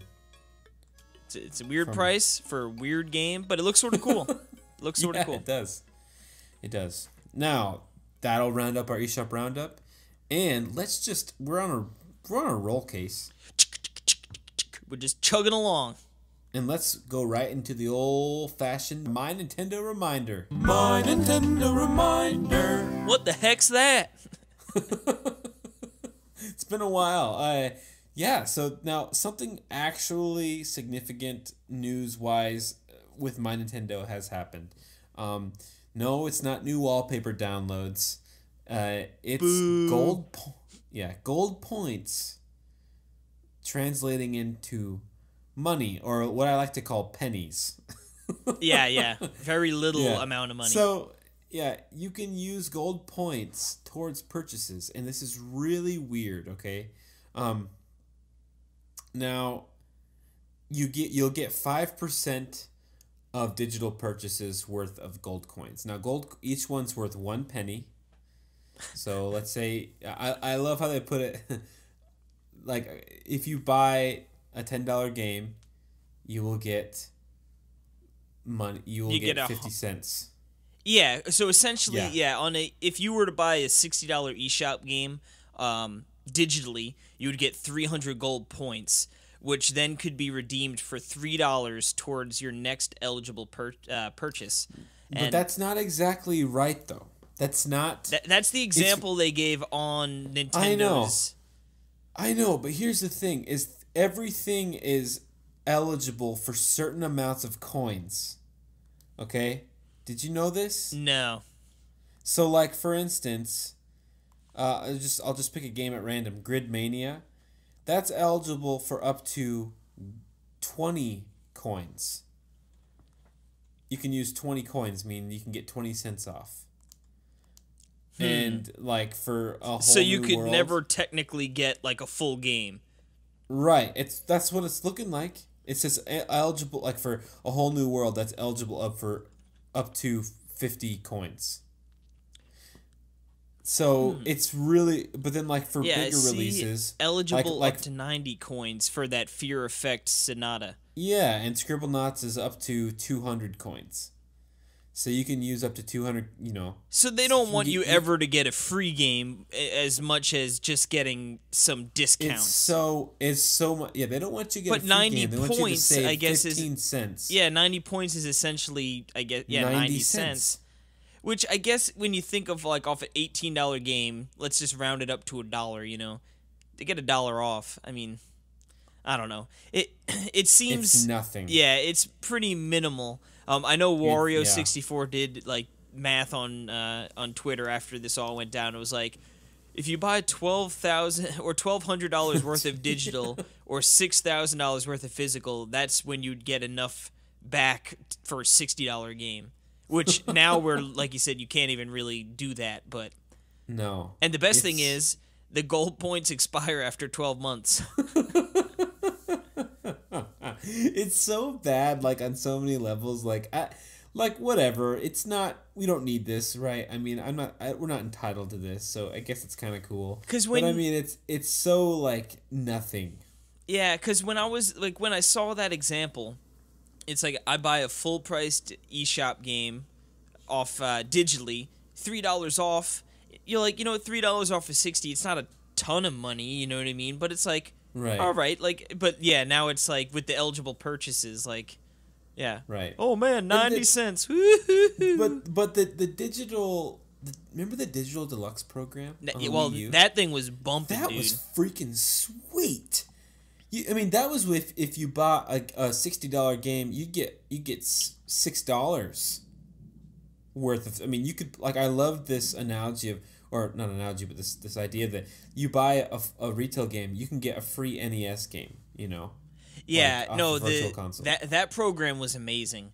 Yeah, that was awesome. You'd think they would do a little bit more with this, like make it 10% on the purchases. You know, if each point is worth so little, because 5 and then 1% for physical purchases. What is the point of that? Because physical purchases through Best Buy, I get 20% off. Then I get like an extra 5% for using the store card, and then you get extra. It's like these digital discounts are so minuscule when. All these other stores, Amazon and Best Buy, are offering these really great deals that you can get 20% off. You know what I mean? It's like, why would I ever go digital when I can get all these really good discounts off? Exactly. It's weird. I don't get it. But whatever. Anyway, it's something. It's interesting, and if not anything, it's interesting. So, but yes, you can now do that. It is fully initiated on the eShop, so check that out. Gold points for Switch eShop. Hello folks, Perry here. I'm editing, and since recording I have been able to use the MyNintendo Gold points for purchase, and I had 400 of them, and I used them all on Resident Evil Revelations 2, and it let me use them all. So I don't exactly know how it works, but I do know you can use all your gold points, at least for Resident Evil Revelations 2. Anyway, so check that out. Just wanted to make sure you all knew. And that has been your MyNintendo Reminder. MyNintendo Reminder. But now, enough of that silly business, and let's move. Now we can move. Is it okay, Casey? I don't know. You got any more stories you want to poach off me? Let's move right into the news block. News Talk with Casey Gibson. Alrighty, so it's been an interesting week for Diablo 3 and the Switch and all the rumors swirling about. So initially, Diablo's Twitter posted a short little video of, it was like a nightlight of Diablo's skull, and they were just flicking it on and off, or they were switching it on and off. So naturally, the internet took that, I don't even want to say subtle hint, it was pretty blatant, or so it seemed, like, oh, Diablo 3 on the Switch, like, cool, like, we've heard murmurs of that, now they sort of, like, confirmed it, Then Blizzard came out and they were like, as of now, we do not have any current plans to announce Diablo for the Switch. So it's like, okay, like, well, like, what? Then why did you post that video? You know, like, what's going on? And then Eurogamer came out, and we all sort of know they have a pretty good track record with rumors and all that, you know, with their sources. And they said that their sources tell them that, yes, the project is very much in production. So, I mean, to me, I think this is real. I don't know why Blizzard would come out and deny it after doing that tease video. Maybe, you know, maybe part of the team thought it would be okay to tease it, and the other part was like, no, we're not teasing it. We don't want to announce anything yet. And that was sort of their damage control, was like, no, well, we don't have anything to announce right now. But to me, it seems like Diablo 3 is more than very likely to be on the Switch. Is that something that interests you? Can I play it with you? Well, they don't know really any, like, no details. Now, I can't, but, like... I mean, that's an online multiplayer game, though, right? It should be, yes. I mean... Well, that interests me. It would definitely be a gimped version if they released it with local multiplayer only. Like, I think that would be a terrible decision. But it should have online, and then we would be able to play together, presumably. Yeah, I mean, I'm all up for some really popular games being on Switch. That's for sure. You know, so. Yeah, I've played a ton of Diablo 3. I'm pretty sure I've talked about how I've loved the series. I've been, you know, playing all 3 games. You're a big Diablo 3 nerd. Or Diablo 2, wasn't it? Yeah. Diablo, like, how I would rank, like, Diablo 1 and 2 to me were just, what was so magic about them is how addicting they were to just keep replaying and going for that loot, you know what I mean, and leveling up. D3, it has a really great story, and, like, it's so much fun to play through. It just didn't have that lasting effect. I don't know whether it was now that I'm a little older and I just don't have time to get sucked into that. Time for that. But honestly, it just, like, Diablo 2, you could, like, when you wanted a new character, or, like, you wanted to even do, like, I have a barbarian, I have a whirlwind barbarian, but I want a different, you know, I want the zeal, or I guess that's a paladin, but, like, whatever, you wanted to do a different spec, you know, in the tree skill, you would have to make a brand new barbarian, you know, like, once you spend those skilled, and, like, that sounds terrible, right?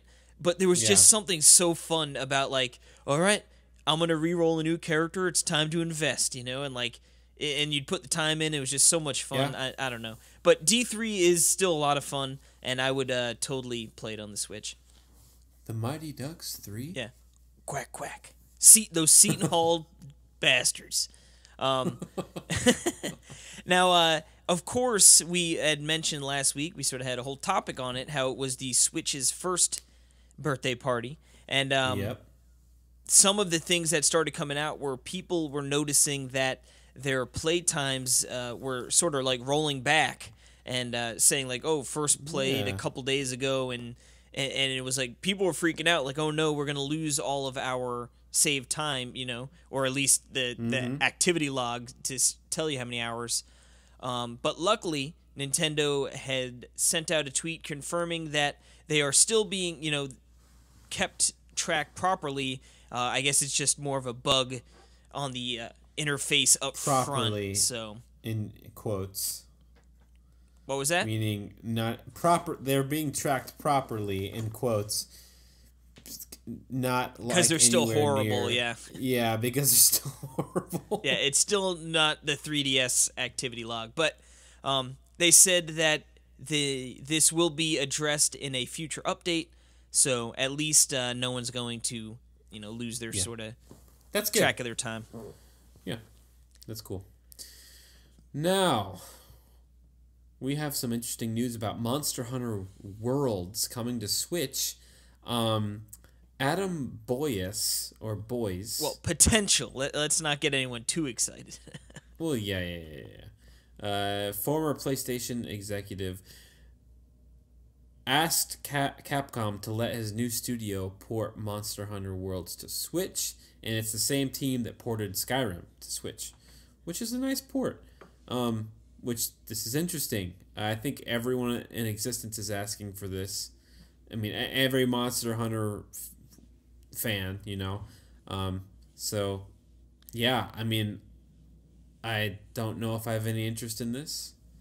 I think I would. I think it's probably just the zeitgeist at this point where everyone's playing Monster Hunter Worlds, and right. You know, it's sort of just like the.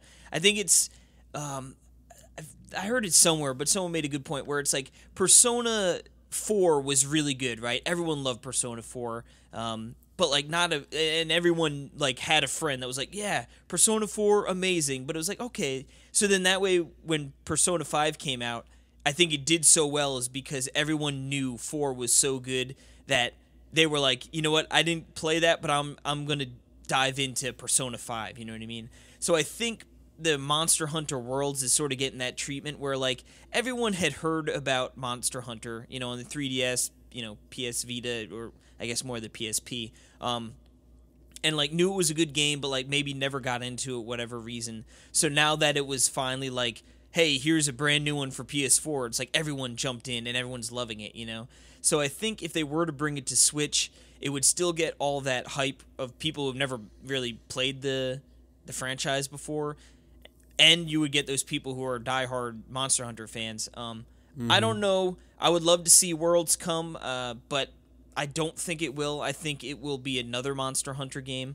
They need to do Monster Hunter 5, I believe, is the next one, right? I think Monster Hunter 4 was already out. So 5, you know, I wonder if the main line is going to stick on, you know, on Nintendo platforms like it had been with 4. I bet it will. You know, maybe all of a sudden you see Worlds become its own thing that is sort of Sony, you know, exclusive, or I guess it's well, not Sony exclusive because I guess you can get it for Xbox as well. But you know what I mean. That maybe it branches off into two different things where it's like, oh, here's the Nintendo serving, and here's like the more graphically powerful, you know, serving for everyone else. Yeah. Agreed. But speaking of Xenoblade 2 patches, a new one went up a few days ago, and it brought New Game Plus stuff. It brought a lot of stuff, right? Yeah, I know the New Game Plus has some new blades and I think quest lines as well. Don't quote me on that one, but I know new blades and some other stuff involved. So, yeah, some more Xenoblade. Nothing wrong with that. Now, to close us off here, we've got a Kickstarter alert that went up. I believe we had mentioned that this Kickstarter was going to happen at some point. Jules Watcham from Atui. Chicken Wiggle is on its way, or if the Kickstarter goes through, on its way to the Switch, with some really nice upgraded HD graphics. Now, of course, I thought the original looked great, and I was like, when I was thinking of a port to the Switch, I wasn't really thinking of a boosting graphics as much as, you know, which, thinking about it, it makes sense, you know, but to actually see the new graphics, they look really nice, and the Kickstarter's going on right now. It's called Chicken Wiggle Workshop. Yeah, it kind of you know, just to you know, focus more on the crazy level editor. You know, I think that's probably why he did that. So yeah, and it's going to be able to play all the levels that were created for the 3DS and all that jazz. And there are some cool rewards over there, so definitely worth checking out. You could just Google Chicken Wiggle Workshop Kickstarter; it pops right up, and. Yeah, already less than 1 day in, he's a third of the way towards his goal, a little bit more. So we'll have to keep an eye out on that, and because as you know, if you've listened to our podcast for a little while now, when Chicken Wiggle came out, we talked about it, and we both very much enjoyed it. So I think it would do well on the Switch. Yep, and if you can't get enough of it, you can play Chicken Wiggle. You can. If you need it on Switch, you can play as Chicken Wiggle on Totes the Goat. There you go. Boom. A little preview, a little teaser, if you will. Yep. Now, see, this is the part where I had that beautiful eShop story lined up, but it was stolen away from me. So that is the conclusion of a lackluster, thanks, Perry, news block. Now, I think it was... You're welcome. It was still a good one. We had a couple good stories in there. Yep. Well, let's take a quick break, and we're going to come back with the topic of the show real quick. we got a couple listener mails, and then we're gonna close out the show because we're getting long in the tooth, Case. We sure are. People are getting sick of hearing you. Yep. So yeah, we'll see you on the other side of this break.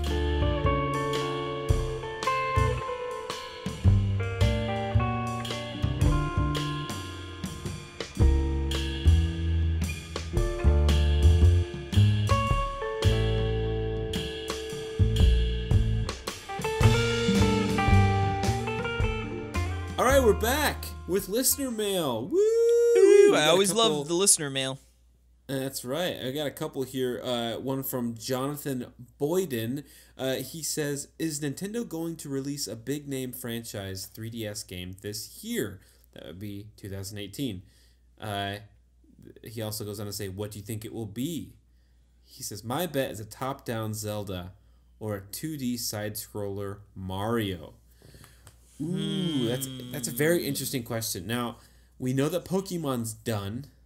Yeah. You know, they said that they're moving on, which I feel like that would be, one thing. I mean, I can't think of anything because, you literally have Metroid. Mario, they did that Mario Maker thing, last year, and I just don't know if they do it'd be cool. New Super Mario Bros. 3? I don't know. See, but yeah, I'm trying to think too. A top-down Zelda. Well, that's what I was thinking about, Worlds right? Sequel. So, A Link Between Worlds came out in November 2013. So, about 4.5 years ago, right? That's plenty of time to have another Zelda game come out, another 2D Zelda game, right? But right. Would they want to do it on the Switch? Because you got to think, so 2013, into 2014, that's sort of 2014 was the year that they probably knew that the Wii U was 2013 was bombing, yeah, right? Yeah. But I guess at that point, I don't know. It seems like Nintendo might be crazy enough to release some sort of bigger 3D or a bigger 3DS game. Yeah. But yeah. I don't know. They've said, here's the thing, they've said they've planned releases. They even talked about in their financial briefings about how well the 3DS is doing better than it has been in the last 4 years or something. It's just sales. ridiculous. Yeah, that's crazy. So, I'm sure there's going to be a big name franchise release for the 3DS, which is so weird because it's do I even want that? I don't even think I want that. I'd rather have it on Switch. That's just my honest opinion. See, but I was going to say, I'm trying to think. Both maybe? A dual release? I could see that. Because they got Fire Emblem Warriors. That was a dual release. Yeah, I guess, if maybe they had a cool 2D Zelda, top-down 2D Zelda. I guess it doesn't need to necessarily be 2D, but that top-down Zelda. I guess they could do, like you said, that sort of simultaneous release, because maybe they started on 3DS and they shifted to the Switch, but then it's if they started a Zelda game on the 3DS, it was probably incorporating both screens, unless if it was just solely, your inventory's on the bottom screen, and then that would sort of... that's how Link Between Worlds was. Yeah, I guess that's... So... yeah, they could totally do that on Switch. I think it's possible, but I don't think there's going to be another big release, at least from a big name franchise. I just can't see it. I could definitely see another game. I know we still have that... Chibi Robo Ziplash 2. That sushi game, right, is still... Oh, yeah. That's going to come out. That looks sort of cool. That weird game. But I just can't see another, Zelda, Mario, anything big that... WarioWare, maybe? Maybe, a weird Star Fox game. Maybe WarioWare.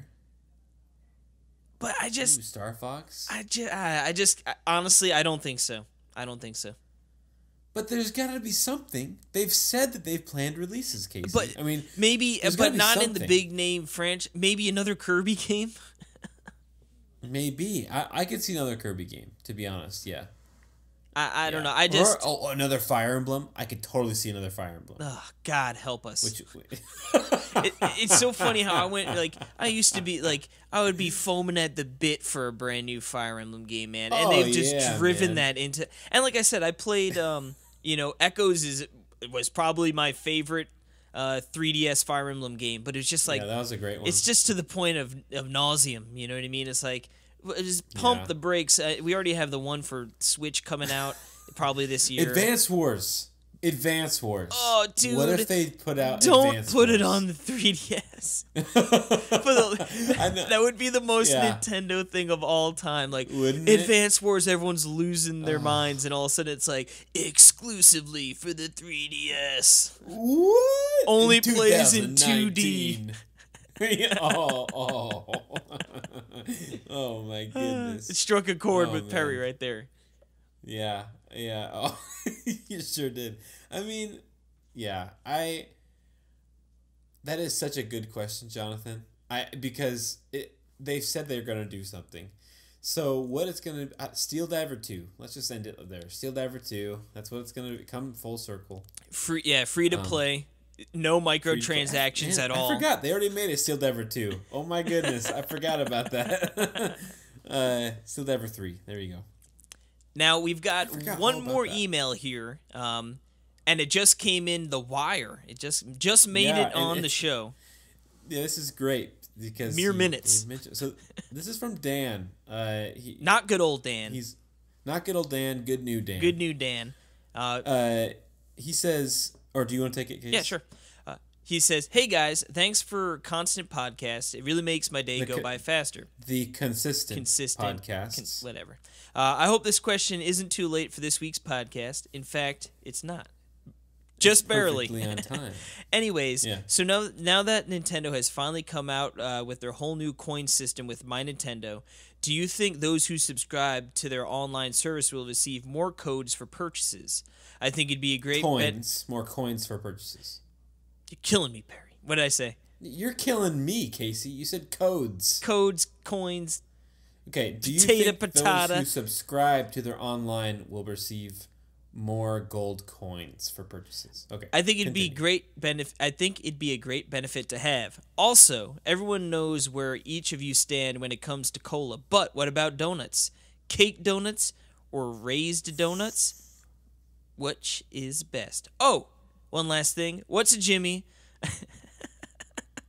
I always hear you guys throwing that out. She's a Jimmy. That's Jimmy Price, except I grew up on the islands and never heard anyone, and never really heard people use that term. Thanks again, Dan. Now, I guess we'll spearhead... You've never heard people use that term? We'll spearhead the most important aspect of this question right off the bat here. A Jimmy is... it sort of evolved, so I was into calling people I can't even say the word now because I'm so used to saying Jimmy. Yeah. A Jimbroni or a Jabroni. No, it was a Jabroni. Yeah, it was Jabroni, as the great rock Dwayne Johnson said back in the day, a Jabroni. And Perry's wife, Jill, thought I was saying Jimbroni, which was the funny, oh my God. And she didn't really think that you said that. She just kind of said it like that was her. I mean, we were playing ARMS, and Casey's always calling everyone a jabroni, and then she said Jimbroni, and it just blew my mind and Casey's. Take that, you Jimbroni. Yeah, so that's then, what it. The world stopped. Did you just say Jimbroni? Yeah. Did she say Jimbroni? like there's a guy named Jimbroni, and he's such a jerk. So essentially, yes. it evolved into Jimbroni into Jimmy. So don't be a Jimmy. So. Yeah. Essentially, it's like a jerk is how I would say what a Jimmy is. Technically, it's spelled Jimmie. Yeah, because only Jimmy would spell it that way. Yeah, because his name's not James. Well, sometimes we like to call him James Brony. Yeah, well, that's when we get down the rabbit hole. But now, that's true. Now, I got to ask you, what is the difference between, a cake donut and a raised donut? Whoa, you don't know the difference? Okay. I can imagine what a cake donut is. I need to understand. I need everyone to understand, but especially you, Case, that donuts are a passion of mine, and I don't talk about them lightly. And I love cake donuts, and I love raised donuts. Oh, now, okay. So a cake donut is more like it's cake. Okay, yeah. So it's fried cake, and then the raised donut is more fluffy, right? When you bite into it. Yeah, like a glazed donut. Okay. That's a raised donut. All right. So now, yeah. What do you think? I'll answer this since you're the professional.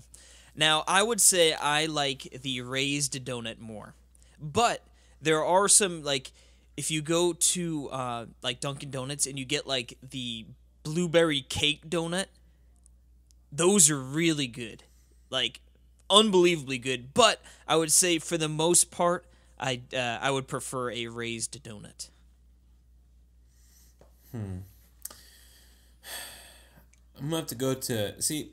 I love both of them so much. I don't want to. I feel like the old like. We shall cut the donut down the half, and each person gets half of it. But I should, but do that with both of them. But then you don't do that, and you just buy 2 donuts. Yeah, no, I love. Honestly, I don't want to pick. There's a gun to your head. Which one do you pick? Cake. Boom. There you go. It really is, but I mean, not that I don't like. I'm not. It's not like a versus thing. It's not like I hate raised donuts. Yeah. I love raised donuts. Yeah. See, but like I said, I guess my majority, or my experience would be majority. Wow, can't speak. In my life, I definitely have more raised donuts, where the cake one is more of like a once in a blue moon situation. Yeah, I mean, where I would be passionate versus is Krispy Kreme versus Dunkin' Donuts, and I am such a Krispy Kreme person. My neighbor, or my old neighbor, she still is the neighbor at my parents' house, but she used to go to Dunkin', or not Dunkin' Donuts, Krispy Kreme donut like every single night, and she would go pick up 2 dozen, and she would always give us 1 dozen. You get them like piping hot. Exactly. Yeah. Dude, when you drive by... Yeah, you're pulling over. There is no driving by the Krispy Kreme. Well, yeah. you pull into the Krispy Kreme. I was listening to someone talk about how like they leave it up to fate if they're going to stop and get donuts. If that little light's on that says that the hot donut or the warm donuts are on. And they just say that they just keep circling the block until that light is on. Have you know that sign? They have signs that say that the donuts are fresh and warm and hot, I don't know if you knew that. No, yeah, for sure. I mean, they're just so good when they're hot. Oh, man. But the thing is, then you eat like 2 or 3 of them, and then your stomach's upset because you ate too many donuts too quickly. But then you stop to think, and you go, mistake. It's totally worth it. Yeah. Yeah.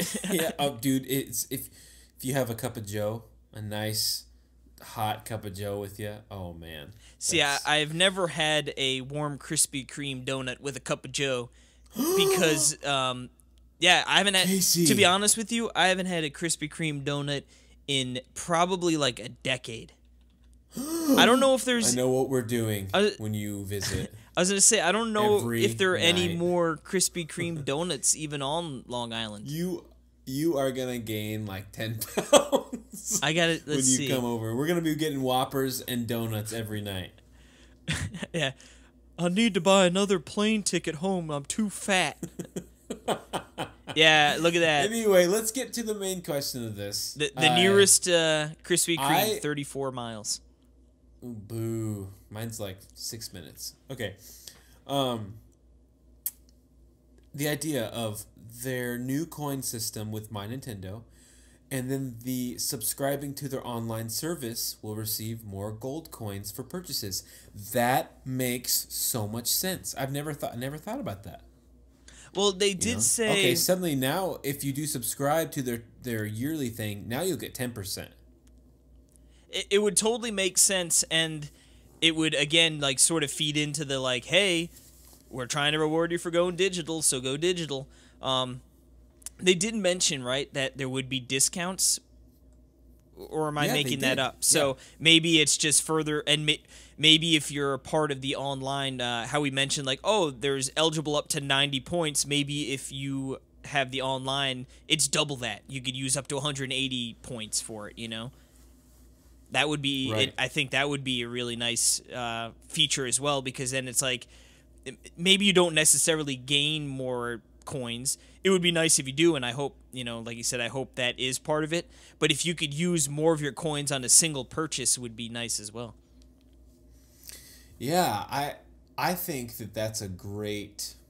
I mean, I think that puts the gold coins into a positive spin, where, okay, the concept of maybe for anyone who's not doing their online, yeah, maybe that seems a little low, but if it could be actually really cool if there is an online service. I mean, if it does get expanded and enhanced, I think that makes a lot more sense, because, you know, it's like, well, give us $20, you know, for the year, and then, you know, yeah, you gain a little extra that, here. You'll actually get some real rewards. Yeah, no, I think that's a really good idea. And it seems like one that would totally be plausible, you know? I mean, I don't see why, because they're going to want people to buy into the ecosystem, you know, that be online, pay to be online here. We're going to give you more discounts. We're going to let you earn more coins. You're going to spend more money here, and like just have everything feed into each other, you know? So I could totally see that being a route they do go. Yeah. I mean, I don't see what's stopping them. I think it. I mean, because I guess they want to get the gold. I mean, I guess it makes sense, right? They want to get that gold coin system out now and working. You know, maybe so you're used to it, and now suddenly in September when this thing launches, oh, heck yeah, I'm gonna be getting a lot more use out of this gold coin stuff than I'm already used to. You know, it'll be a lot more, instead of just like it's a lot less complicated, because now that it's already out, people will be used to it by the time that they enhance it. Because it's like, if they would have dropped it at the same time, it's like, well, people who don't have this online service will get 5% and 1%. Yeah, too many different numbers. But if they do have it, then it's 10% and 3%. You know what I mean? Like, yeah, it'd be a little confusing. It could be really confusing. So now, yeah, I just hope we'll be able to use those gold coins for the DLC in Animal Crossing. Buy those cool new shirts. Yep. Oh man. Oh, I really hope Animal Crossing's this year, man. Oh, me too. But anyway, before we get down that rabbit hole, thank you, Jonathan, and good new Dan. That's not good old Dan. This is the new Dan. Yeah. They're both good. Yeah. They're good. They're good people. They're good Dans with good questions. Yep. There you go. Yep. And we are. Believe it or not, we're not wrapping up the episode yet. Can you believe it? But why, Perry? We're sick of listening to you and me. I know, but it's the return of the Craigslist Roundup. Craigslist Roundup.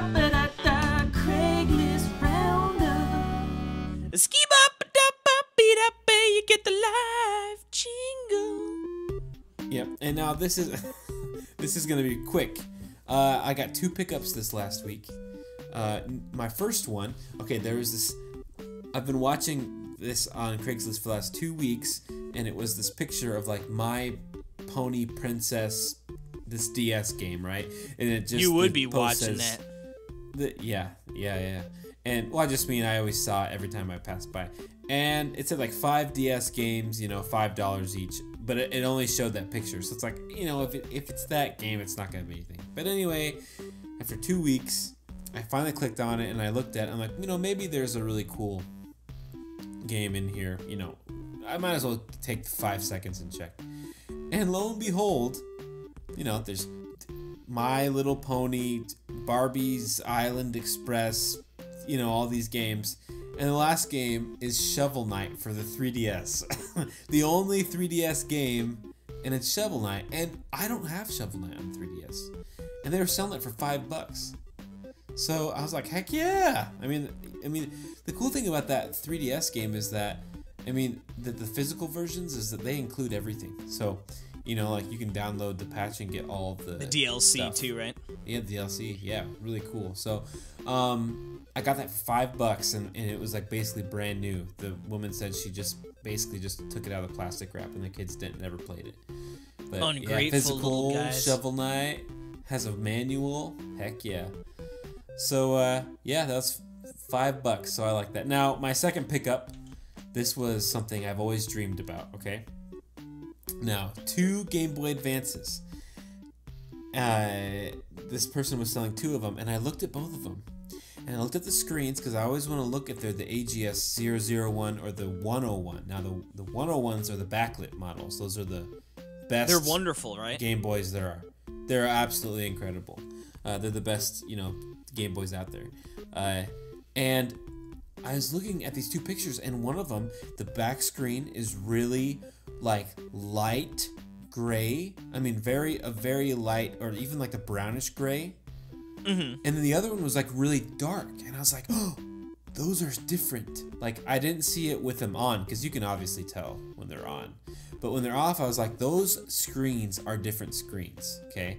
And I was like, this, I bet these people don't realize what they have, And they were selling both of them for $50. And now one AGS 101 unit is about $75-$80. Yeah, so I looked up online, and sure enough, that's what it was. The darker screen ones, those are the nice 101 units. So I went and I picked it up, and it came with a DS Lite charger and Alrighty. a couple of GBA games, and it smelled of heavily like cologne. Nice. Things could smell worse. But yeah, I cleaned them up, and the batteries were completely dead in both of them. But yeah, like they wouldn't charge. It was really weird. But I replaced the batteries just with some other ones I had, and they work great. And heck yeah, got those for $50. And you should see my GBA. I think I have like 8 or 9 Game Boy Advances SPs. That's like my favorite handheld. I love the SPs. Oh yeah, 100%. I am a nerd. So, yeah, I had a good week last week with Craigslist Roundup, and I had a really good week on the episode we lost too. But I just thought, it's lost. Well, it's funny when you were like, "I'm gonna make this quick," and then like I see the bullet note, so I know what you're sort of talking about. I was just like, yep. I got Shovel Knight and 2 GBAs. Yep. And that's the end of the show. No, I had pretty good stories for both. No, of them, yeah, so. no, that's a killer find, especially on the GBAs. Yeah. Yep. But that'll do it for my Craigslist Roundup. Yes, sir. And I believe that's going to bring us to the end of the show here. Now, we are teasing a potential game night next week, right? I mean, I haven't talked to you about this. No. But you haven't, no. Yeah, I figured we had a good time, and I know a lot of people had fun, so I figured we would try and do it a little more often. Yeah, let's do it. Tentatively, either maybe Friday or Saturday the 16th or 17th. Yeah, let's do Friday the 16th. Well, there you go. We'll have 100% concrete details on exactly what time and stuff. But yes, pencil it in on your calendars for the 16th. But without further ado, of course... And you know what we're going to do? I need to announce this now before we forget. We're going to do a giveaway during that game night. Ooh. Only for people who play with us. Well, look at you. It's going to be awesome. Heck yeah. Yeah. All right, so, of course, we would love for you guys to write in any questions or emails, anything you have for us, so when we do these listener mails, we have some questions. We like to hear from you guys and sort of talk about different things you guys are thinking about, too, so you can send those questions to talknintendopodcast@nintendoworldreport.com. You can tweet them at us at talknintendopod. What's that, Perry? Talk Nintendo P-O-D. And I think on that note, until next time, we'll see you then. Giddy up.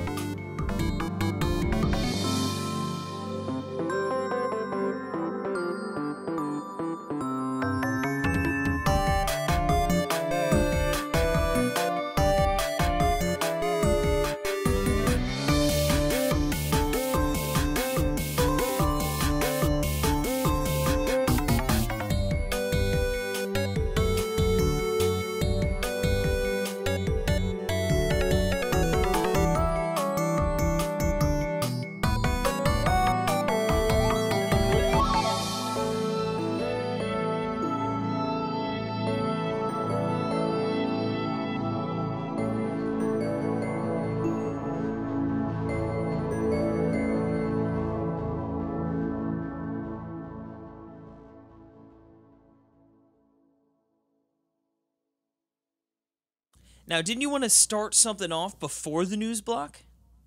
Oh my goodness! I just scrolled up the page. What You're a right. Jimmy! All right, so a jimmed it. little inside baseball. This man steals one of my coveted news stories. Oh, come on. He goes, you know what, that news section? That looks like a Hardy news section. I'm going to steal one of your topics. Then, I sure did. Then, the man tries to forget about it and just tries to make it look like... I didn't try to forget about it. You want to I make didn't me look scroll like down the page. a spotty journalist who misses out on one of the bigger stories of the week, didn't you? You caught me. You're trying to bring me down a exactly peg. what I was trying to do. Jimmy's Spotty trying to bring me journalist. down to his Jimmy level. Yeah. I would have ridden that horse to the ground.